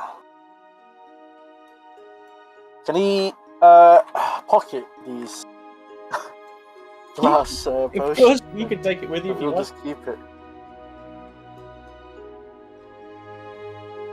You know, I didn't even think is this like part of? So obviously, Mumbles isn't a magic school. But... No, it's more of a school for people who will like work in like magic serving trades. Okay. Would you say that these potions is part of the decor, or is it kind of like something that's very out of place for this classroom? Oh no, it looks like it's in the decor. Like on the side where it is, there's like other similar looking bottles as well that are like. Okay, so he assumes that it's just for display. He's not gonna take it. He's just gonna put it back where he found it. Yeah. Right. Display piece. Gotcha. And Cole, Like go this- to the. This is totally out of place. This isn't right. And then you realise actually it's just because you're in a really like poverty-stricken school. Yeah, and that's pretty basically the much. best equipment they can afford. Yeah, you look at like you as you put it back down, you see like one of the posters above it that's like sort of like tips for being a good shopkeep. You figure that maybe it's like some sort of like It's a prop. It's a toy or Yeah, prop it's like or a prop, something, you know, yeah. yeah. I think what he'll do is, since he didn't find anything from this classroom, he will go to the door, peek out, and see is there like any kind of wardens kind of looking give me a around. perception check. Nat 20. Awesome. Yeah, you sort of like peek your head out the door, look left, look right. You listen for a second. You hear nothing. It's deadly quiet, and you don't see anybody around. He'll try and open the door. He assumes that it's unlocked from the inside, going out. Yeah, the door's unlocked. Yeah, He'll walk out. Does he know where he is? Is he like familiar with the layout? you're into one of the sort of the main corridor of the school. So you'd be on one of the ends of the corridor. I think you're on the far end from where you were, the locker. And there's basically like sort of a cross shape of the corridors in the school. Like one runs long ways, and then one runs like width ways across it. It's not a huge school, you know. I think it makes the most sense for him to go to the locker Cool. that he had gone to. Can he attempt to open it? You can try. It's currently locked. So Is it one of those what kind of lock is it? it's just like a little key lock on the locker. Fuck.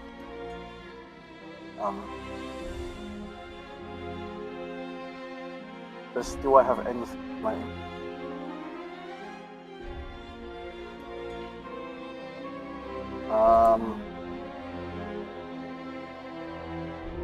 That's not.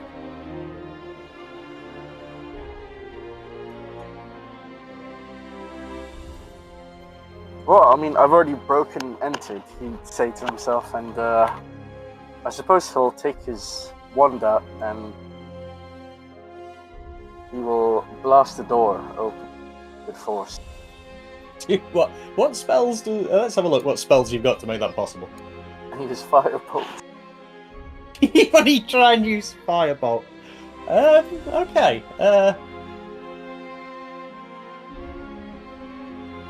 Okay, yeah, sure. If you want to do firebolt, you roll an Arcana roll along with it to cast it in an explosive way, I guess, to make the door open, rather than just setting it on fire.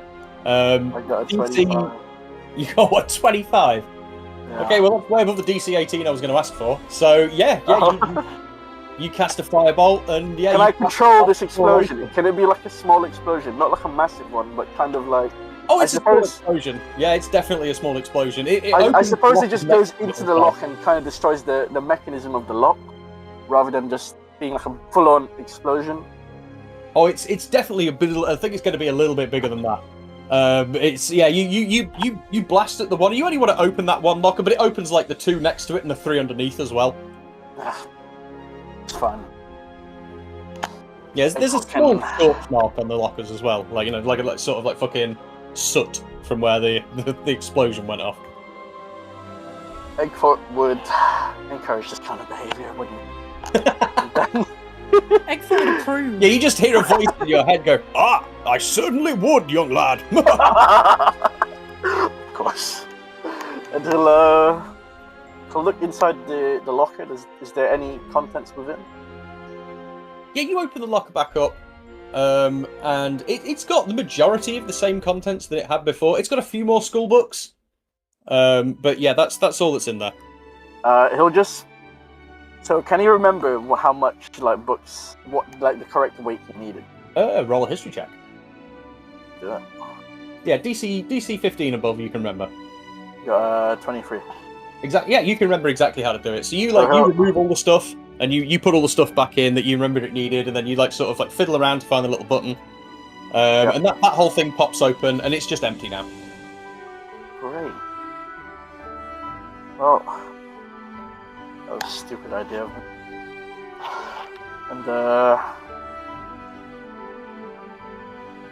what he will do.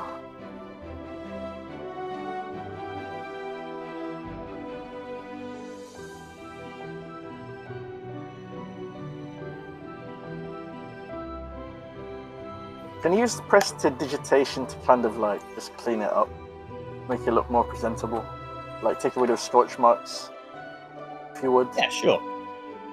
Yeah, he'll use that to just clean the object.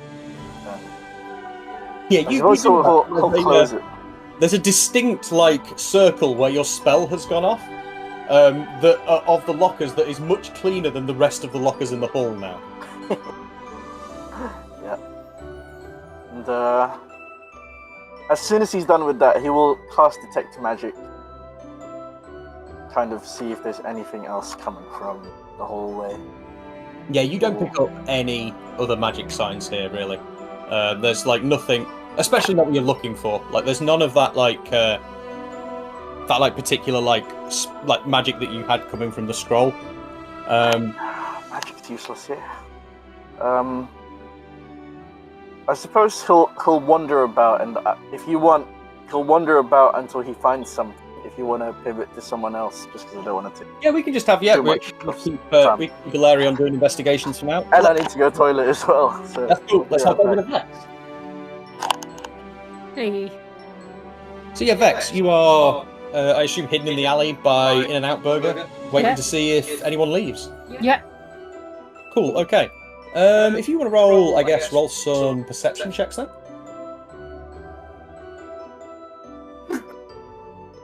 This is where all of my failings.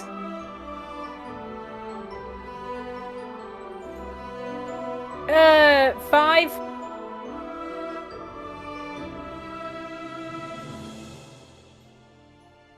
Yeah, you're hung out there. And there's nothing happening. It's at least nothing you see. You don't see any, you don't see the door open. You don't see anyone come out. Nothing.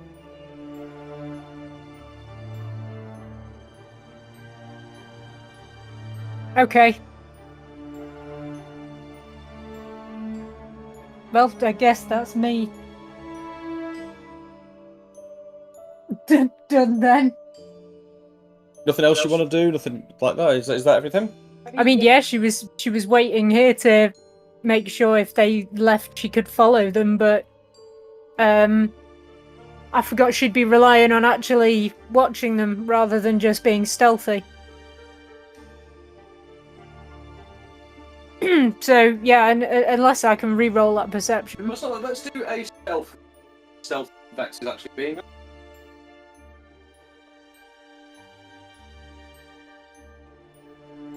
Nearly a nat 20, 19. Yeah, so you're pretty stealthy. Let me roll something.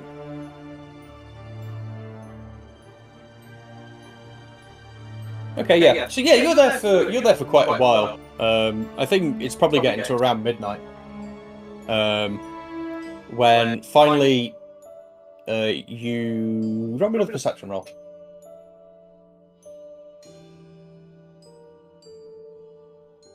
$19. Right. Yeah, you hear the chain on the back of the door rattle a little bit. And then you see the door to the house cracks open. A figure comes out, shuts the door behind them, and moves off up the alley. I follow them. Cool. Okay. Yep. You're going to follow them across town. Cool. Let's move to.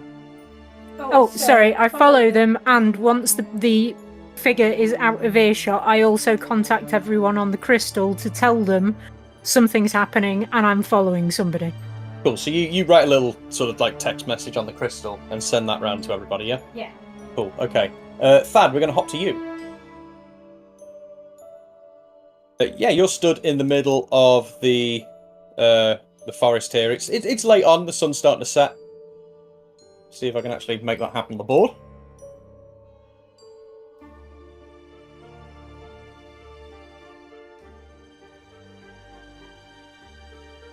Is that sunrise or sunset? I can't tell. No, I think that's sunset there. Okay, cool. Yeah, there you go. Yeah, what do you want to do? Can you pull me to the board, please? Oh, you're not. My apologies. There you go.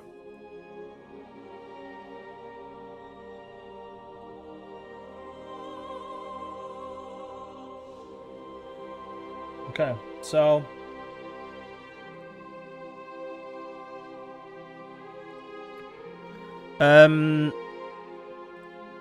okay, so I just find myself middle of the night. I'm gonna light my torch.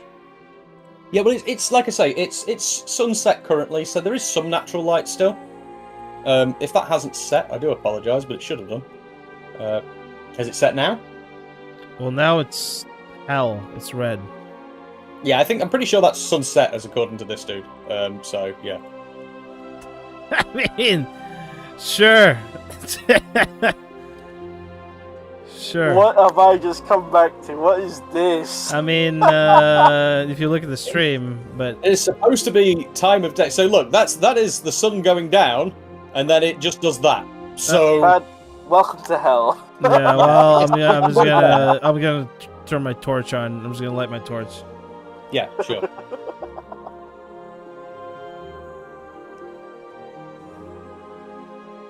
Yeah, is there Nah, anything that else? red lighting was spooky, bro. That is cool. All right. Well, I'm just gonna move forward, I suppose.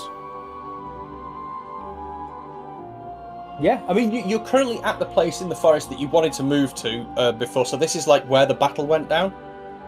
You're welcome to move around if you want to get like a better position to be watching or anything like that. Like, yeah, go for it. Yeah, I'm just gonna find. I was gonna be in the. What's my fucking movement actually? You've got double because you're out of initiative, and you can also use your boat. Like, you can use an action to, double that. So you should have plenty of movement. Does he still have exhaustion? No, No, I was- successfully. I'm just gonna be in the reeds in the water here. I'm gonna snuff my torch and just gonna move here. I like. Okay, cool. Yeah, so you're there. Like, the night's going to progress. Can you give me a perception roll? Mhm.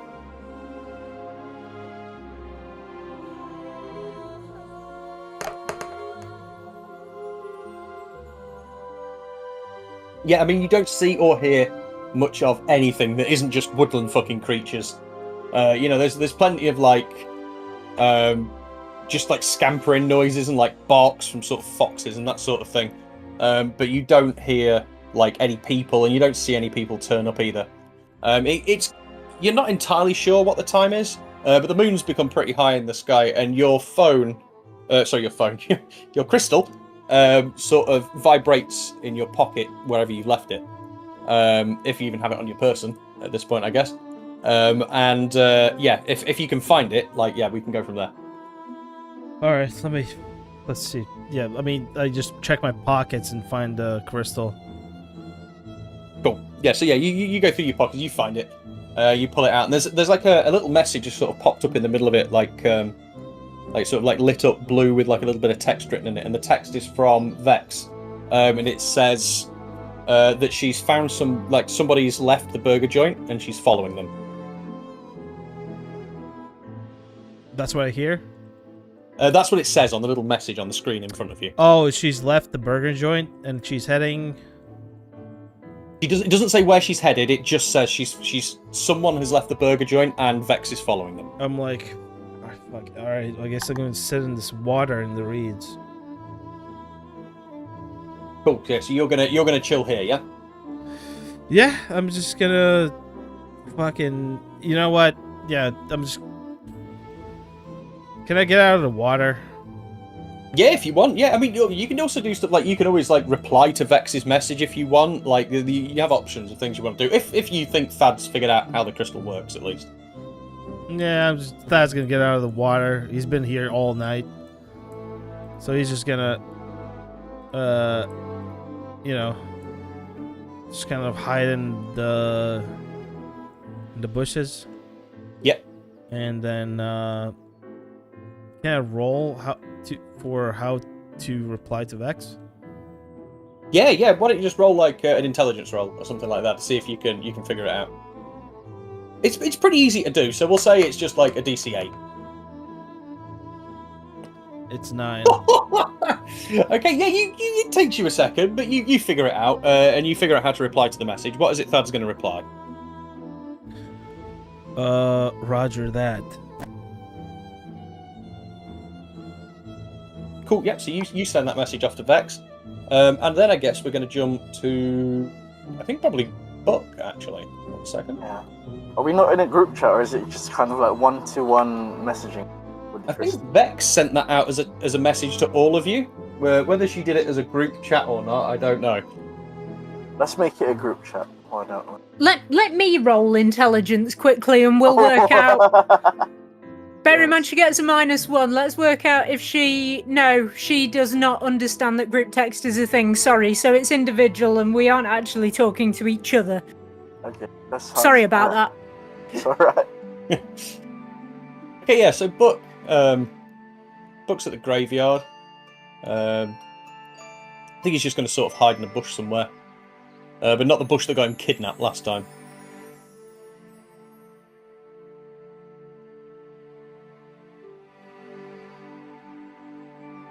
Yeah, and he is going to wait. Let me roll some background stuff. 1 second.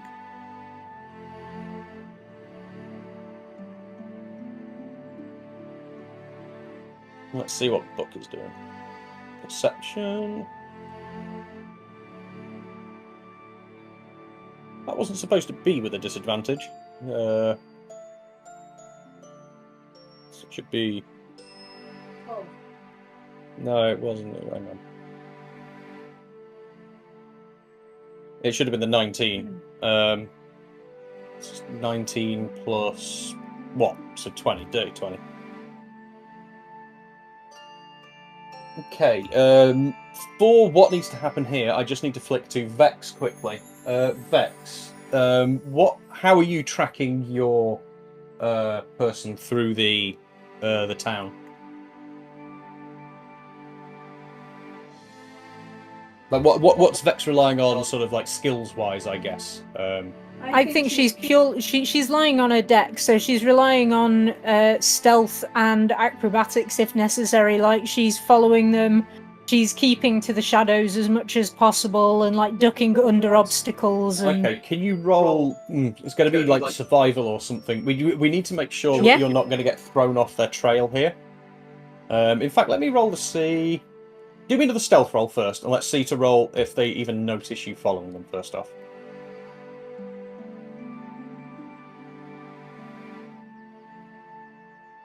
$23. Yeah, okay, so they're not even going to notice following. They're not going to notice you following them. Give me a survival roll anyway. Not the best survival check. That's fine.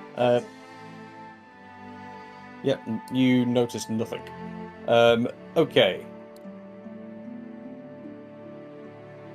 Yeah, so you follow them through the town, and you notice you sort of headed up, sort of in the direction of Basraz, as you're going along there.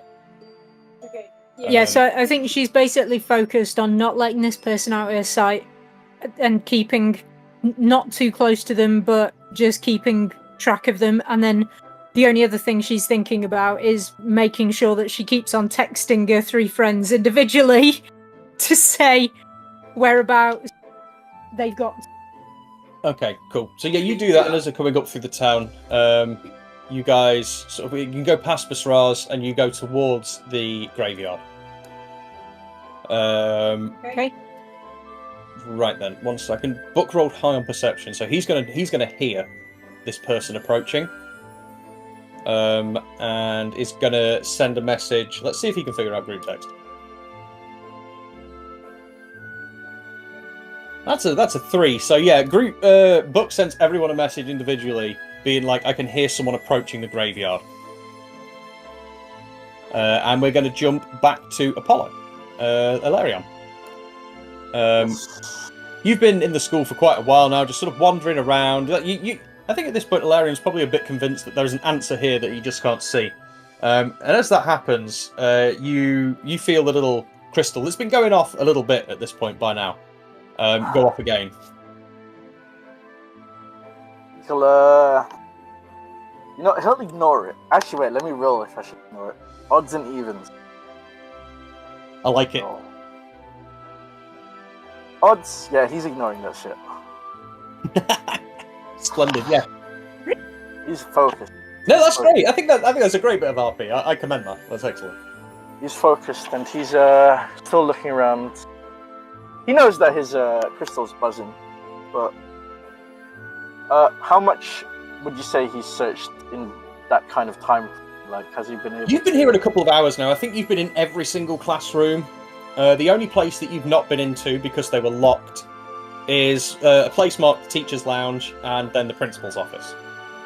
Let's go to the Teacher's Lounge. Sure, okay. I mean, yeah, you walk up on it, and yeah, you sort of the door's locked. You can't push it open.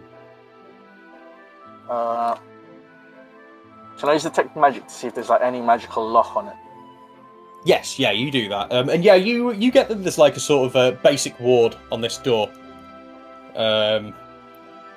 If you want to roll Arcana, you can get a bit more info on that, dependent. Let's do that. Let's roll Arcana for 26. Yeah. So yeah, you do that detect magic, and you sort of like feel the magic a little bit, see what's going on, and yeah, this is a basic ward spell that stops anyone from entering this room who isn't the teacher, or like faculty at the school, basically.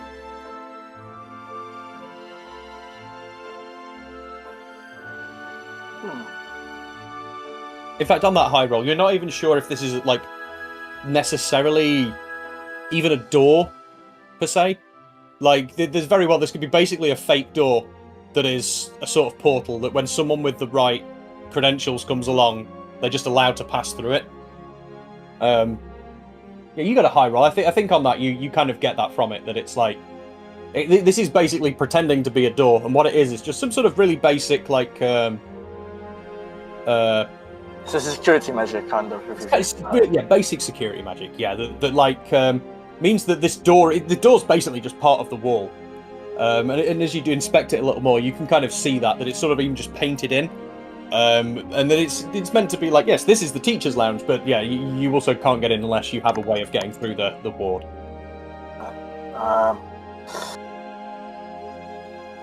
What he'll do is like. Can he use the crystal to kind of message everyone as a group? You can try. Roll intelligence. Do that. 12. Yeah, so you open your phone up to send everyone a message like that. And yeah, the 12, you can figure it out. He'll do that, but he won't have read the messages, so like you'll still see unread on the message you sent.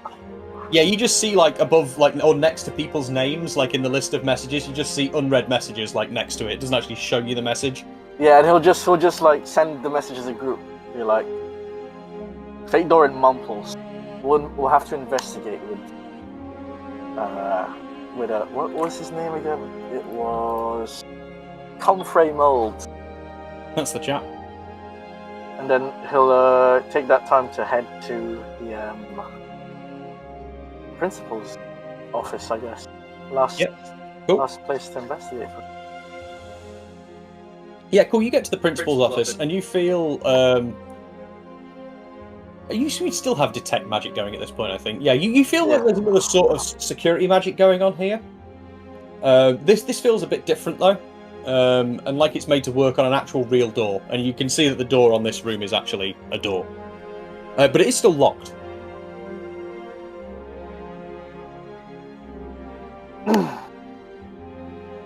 Well, I suppose some more magic won't hurt. She'll once again attempt to use firebolt to kind of unlock the door, kind of brute forcing it. Cool. Since he doesn't have any. Give me an Arcana roll to see how explosive you can make it. Has Larion considered the amount of property damage he's causing to this public school yet? As far as she's concerned, Eggfort is going to pay for it. Yeah, you blast the door off its hinges. So he'll like, the one that's smoking, he'll just blow it as if like he's just shot a revolver or something to unlock the door. Like, just right. Blows the end of his wand. Yeah, and then he's just walking. He just walks in. Yeah, cool. You walk in. So yeah, in front of you there's a desk with a window behind it, and the wall is mostly open there and plain. And then to the two sides they're just like bookshelves either side, with like rows of books on the top, and then down both sides. And the centre is a little more open. One side of the room has just got like trophies, which don't look very recent, and like there's many of them either.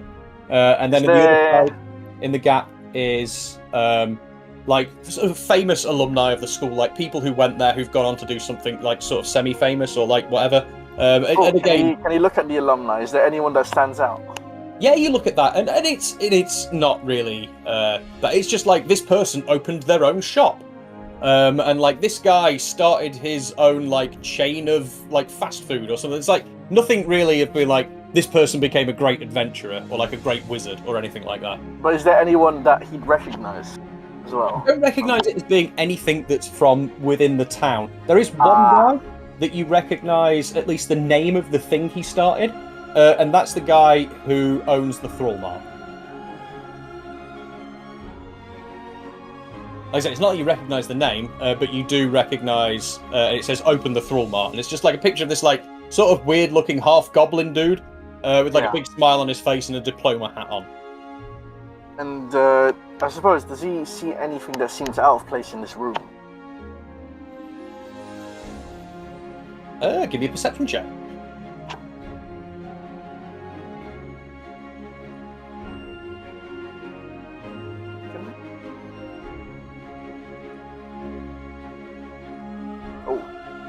You're an 8. Yeah, I mean, you look around, there's nothing that would be that out of place. Like, I guess you sort of, like, slide open the top drawer of one of the fucking principal's desk, like, drawers, and there's, like, a whiskey bottle in there. But, like, having spoken to him, you close it and you're like, that's not that out of place.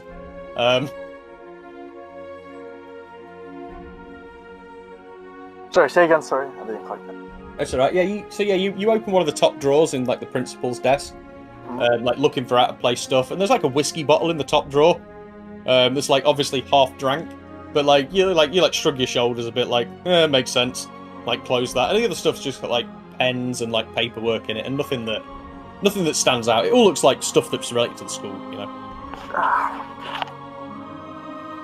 He kind of feels a bit lost. He's like, just broken into a school for nothing. And maybe he should look at his phone. It's entirely possible that you broke into a school for nothing. That is a reality. I suppose he'll now decide to look at his crystal and read the unread messages. Cool, yeah, so you go into your crystal, you see an unread message from, I guess, the ones from Vex that are like, oh, I'm following a person, and oh, we're going up to Basraz, and oh, we're nearly at the cemetery. And then you see one from Buck that's like, oh, that's like, yes, someone's coming to the cemetery now. Oh, shit. He's gonna fucking book it as soon as he sees those messages.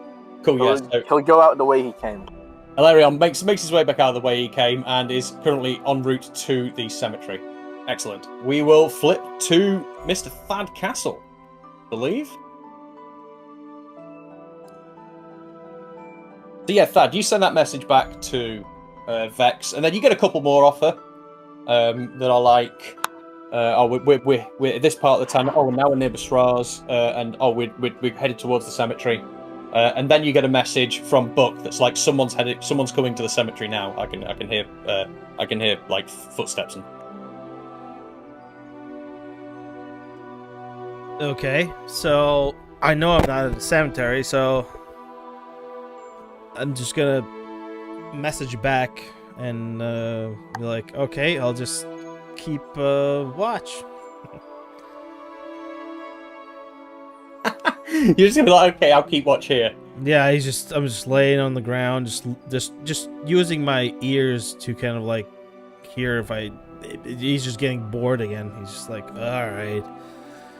He's in bushes. Roll a perception while you're there, just to see if there's anything he notices. Sure.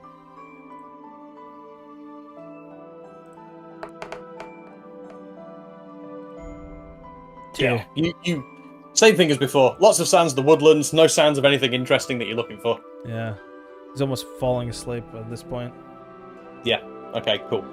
Right then, we were going to go to the graveyard. That one. Can you pull Thad in as well? What, to the graveyard?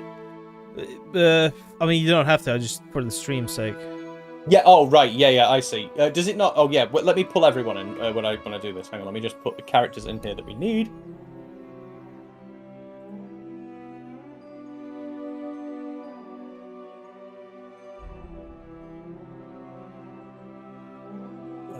Do I have one of those games? I don't. Give me a second there. Just switch to the other board.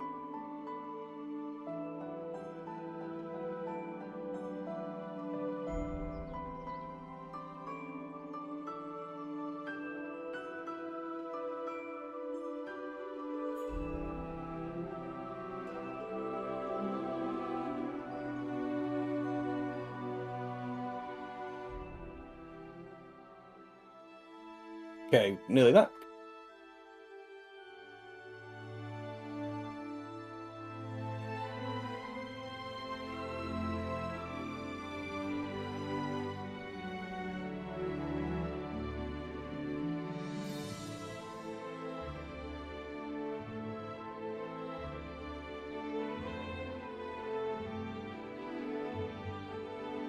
Okay then, Vex and Buck at this point. Vex, yeah, you follow the figure up into the graveyard. Yeah, did that summon you all to the board, by the way? You're all there now? Yes. Yes. Cool. Yeah, you follow the figure up into the graveyard. What is it you do, I guess? So she's messaged everyone to let them know that she's arrived here with the person that she's still following. I guess as that happens as well, everyone gets a message from Buck that's like, there's someone here now! So she knows that Buck is somewhere hiding. So I guess she's going to try and get closer. She's going to try and get as close to the person as possible, still without being seen. Okay, give us a stealth roll then.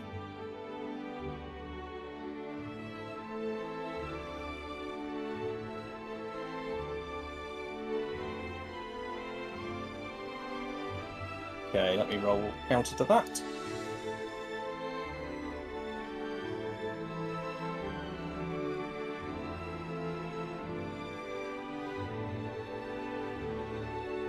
Okay. Yeah, cool. So yeah, the figure is going to move off up into the graveyard. Stands up by the tree there in the middle. They don't seem to have noticed you still. As you're following them. Where is it that Vex wants to move to there? Is there a tree there? There's like a tree, a bush, and a wall sort of there, yeah, with a path right. So she's basically just going to try and hide on the other side of something. Oh yeah, I can see the wall, sorry.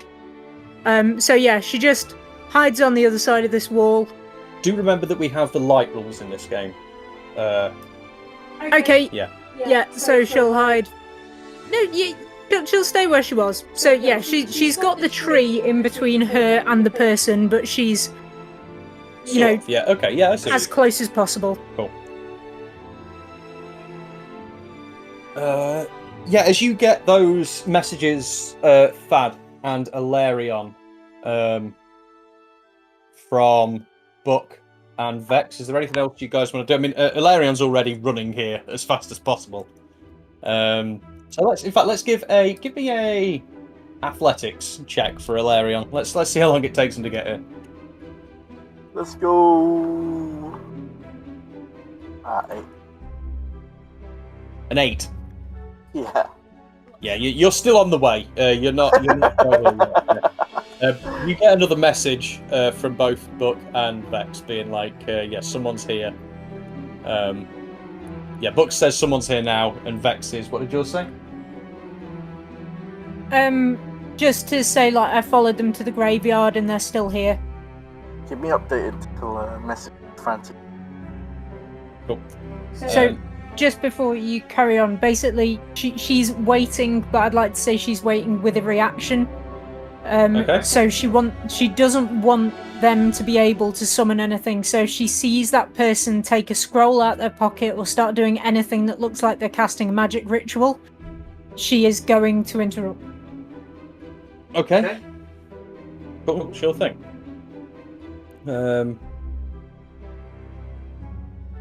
What is it exactly? So you're gonna run up and try and interrupt the spell somehow, basically, or? I think she will have a spell ready, but she will call to the person. Like, if it looks like they're about to start doing something, she'll shout, Tina, and try and talk to her, and okay, cool. Something like that. And if it turns out that that's not going to be the case, then she will cast. Yeah. Okay. Right then. So Thad, you get 2 more messages pop up on your phone from Buck and Vex saying there's someone at the graveyard now. Is there anything else that Thad's going to do, or is he going to keep staking out where he is? Well, he doesn't receive any message from anybody to run over, so he's like, all right, okay, understood. Cool. Yeah, he's received no specific instructions, so he's he's not really thinking of anybody about it because we're doing the stakeout. So he's like, okay, yeah, I gotcha. Nobody's coming to the woods. Okay, I'm just gonna sit in this or sleep rather in these weeds here. So yeah. Cool. Yeah. Okay, that's great. Let me quickly grab a character.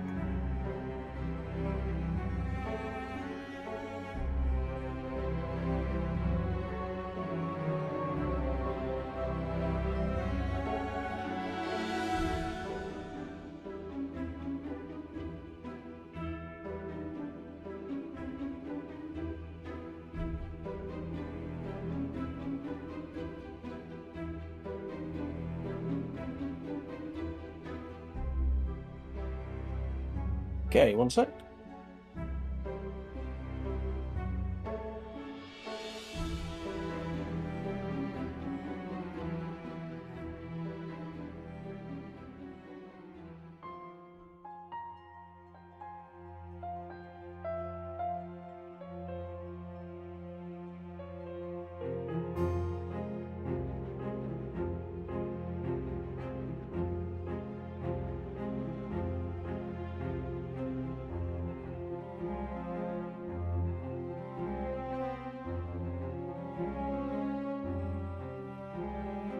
Right, okay, yeah, so you guys are sort of sat watching this, and you see that the person, like the figure that's come here, is just sort of stood there at the tree waiting.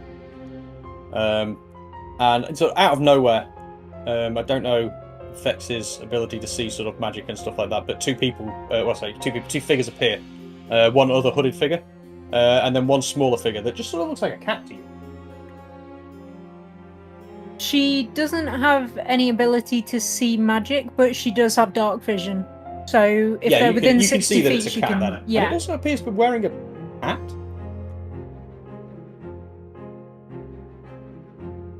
I guess as a walking, talking raccoon, maybe she doesn't find the fashion paraphernalia that bizarre, but she still probably finds the presence of a cat with this wizard in the middle of a cemetery at night meeting a young girl is, suspicious.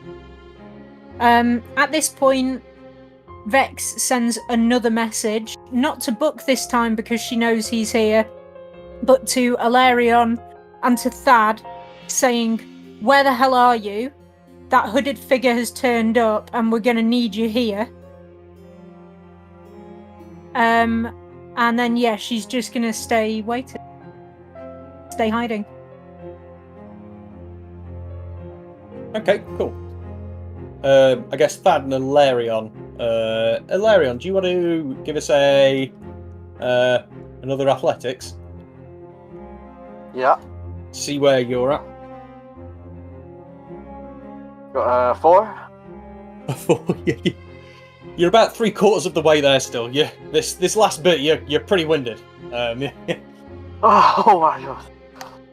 On my way there still. Did you get that message from Vex? I suppose he'll just acknowledge the message and keep running, like he doesn't have time to stop and be like, "Stop them," or something like that. Yep, cool thing. Thad, yeah, you get that message off Vex. I just go, finally some action. I just jump up and I move straight to. Well, I actually ask Vex, like, where's this? At the graveyard. I head. Yeah, you get a message back at the graveyard. I head straight to the graveyard. Cool. Okay, do you want to give us an athletics? Sure.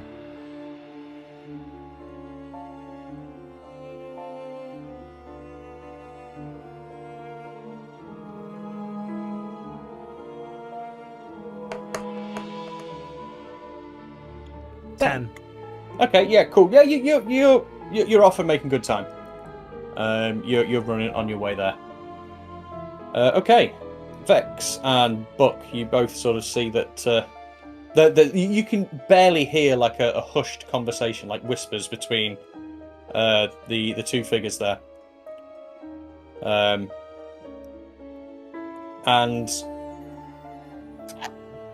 then 1 second, let me roll for it.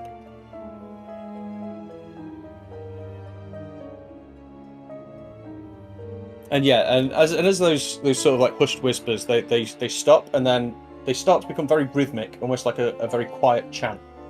And you see like a small sort of like purple, green, black magic sort of like ball appear between the two figures that starts to sort of like glow as they chant.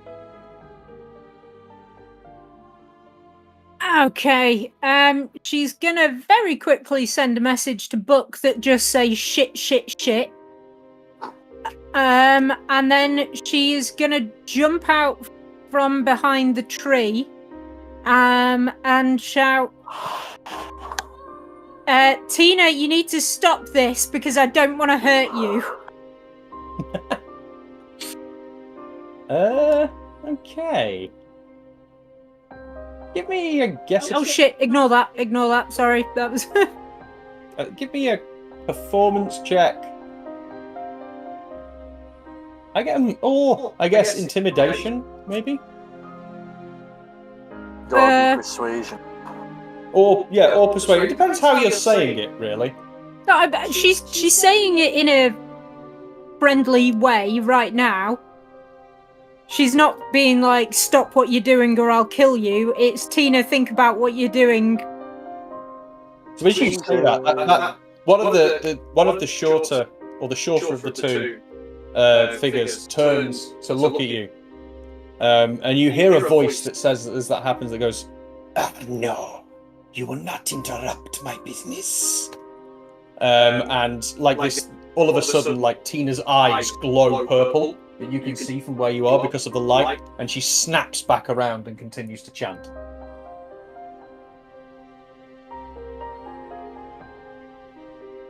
Okay, well then this is happening and I will have to apologise to her parents afterwards.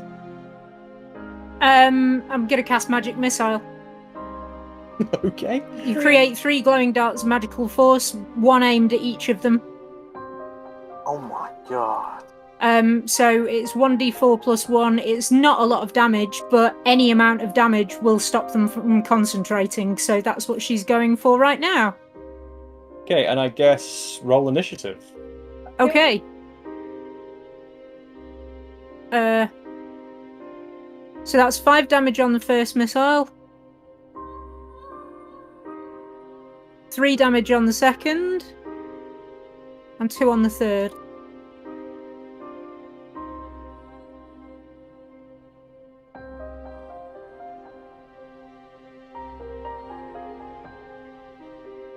And, you know, while she does it, she shouts, "I'm sorry, Tina."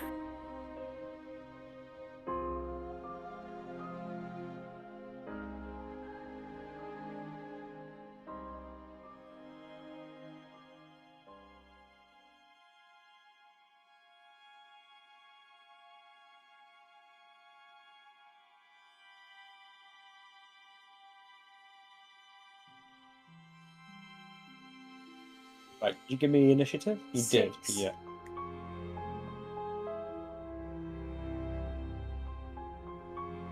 So, with that in mind, you go to cast that magic missile, and as you do, something counterspells it out the air.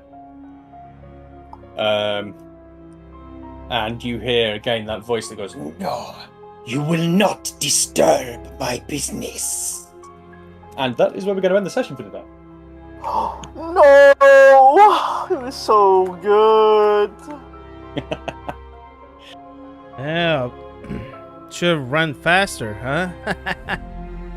Where were you? Just before we finish, Thing. just before we finish, as that magic missile was my action, can I use my bonus action quick? Okay, go ahead. Can I use cunning action to try and disengage You can try. or hide? I'll do hide. Okay, sure. Roll, I guess, stealth. 30-20. Okay, nice. Yeah, and I guess we'll find out next week if that's good enough. Shit.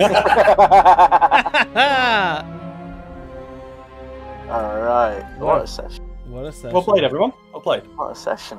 That was fun. Yeah, good. I wanted to come up with a way to kind of try and accelerate the boring bits of story a bit, where, you know, not much happens, because, yeah, they can be a bit meh, you know.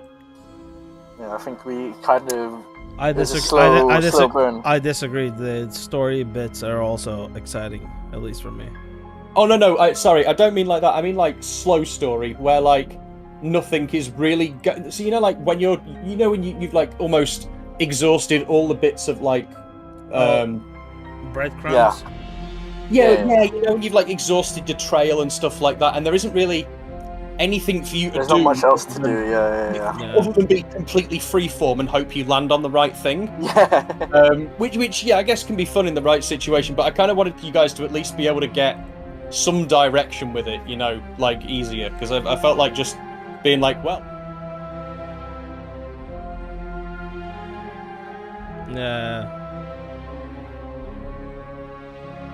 Nah, it was good. It was really good, yeah.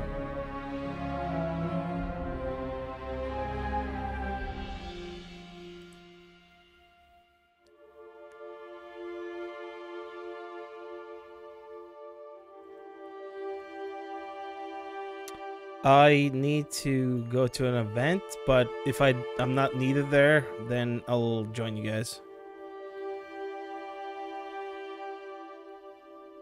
Yep. Yeah, see you guys. Thank you. Thank you, Dan.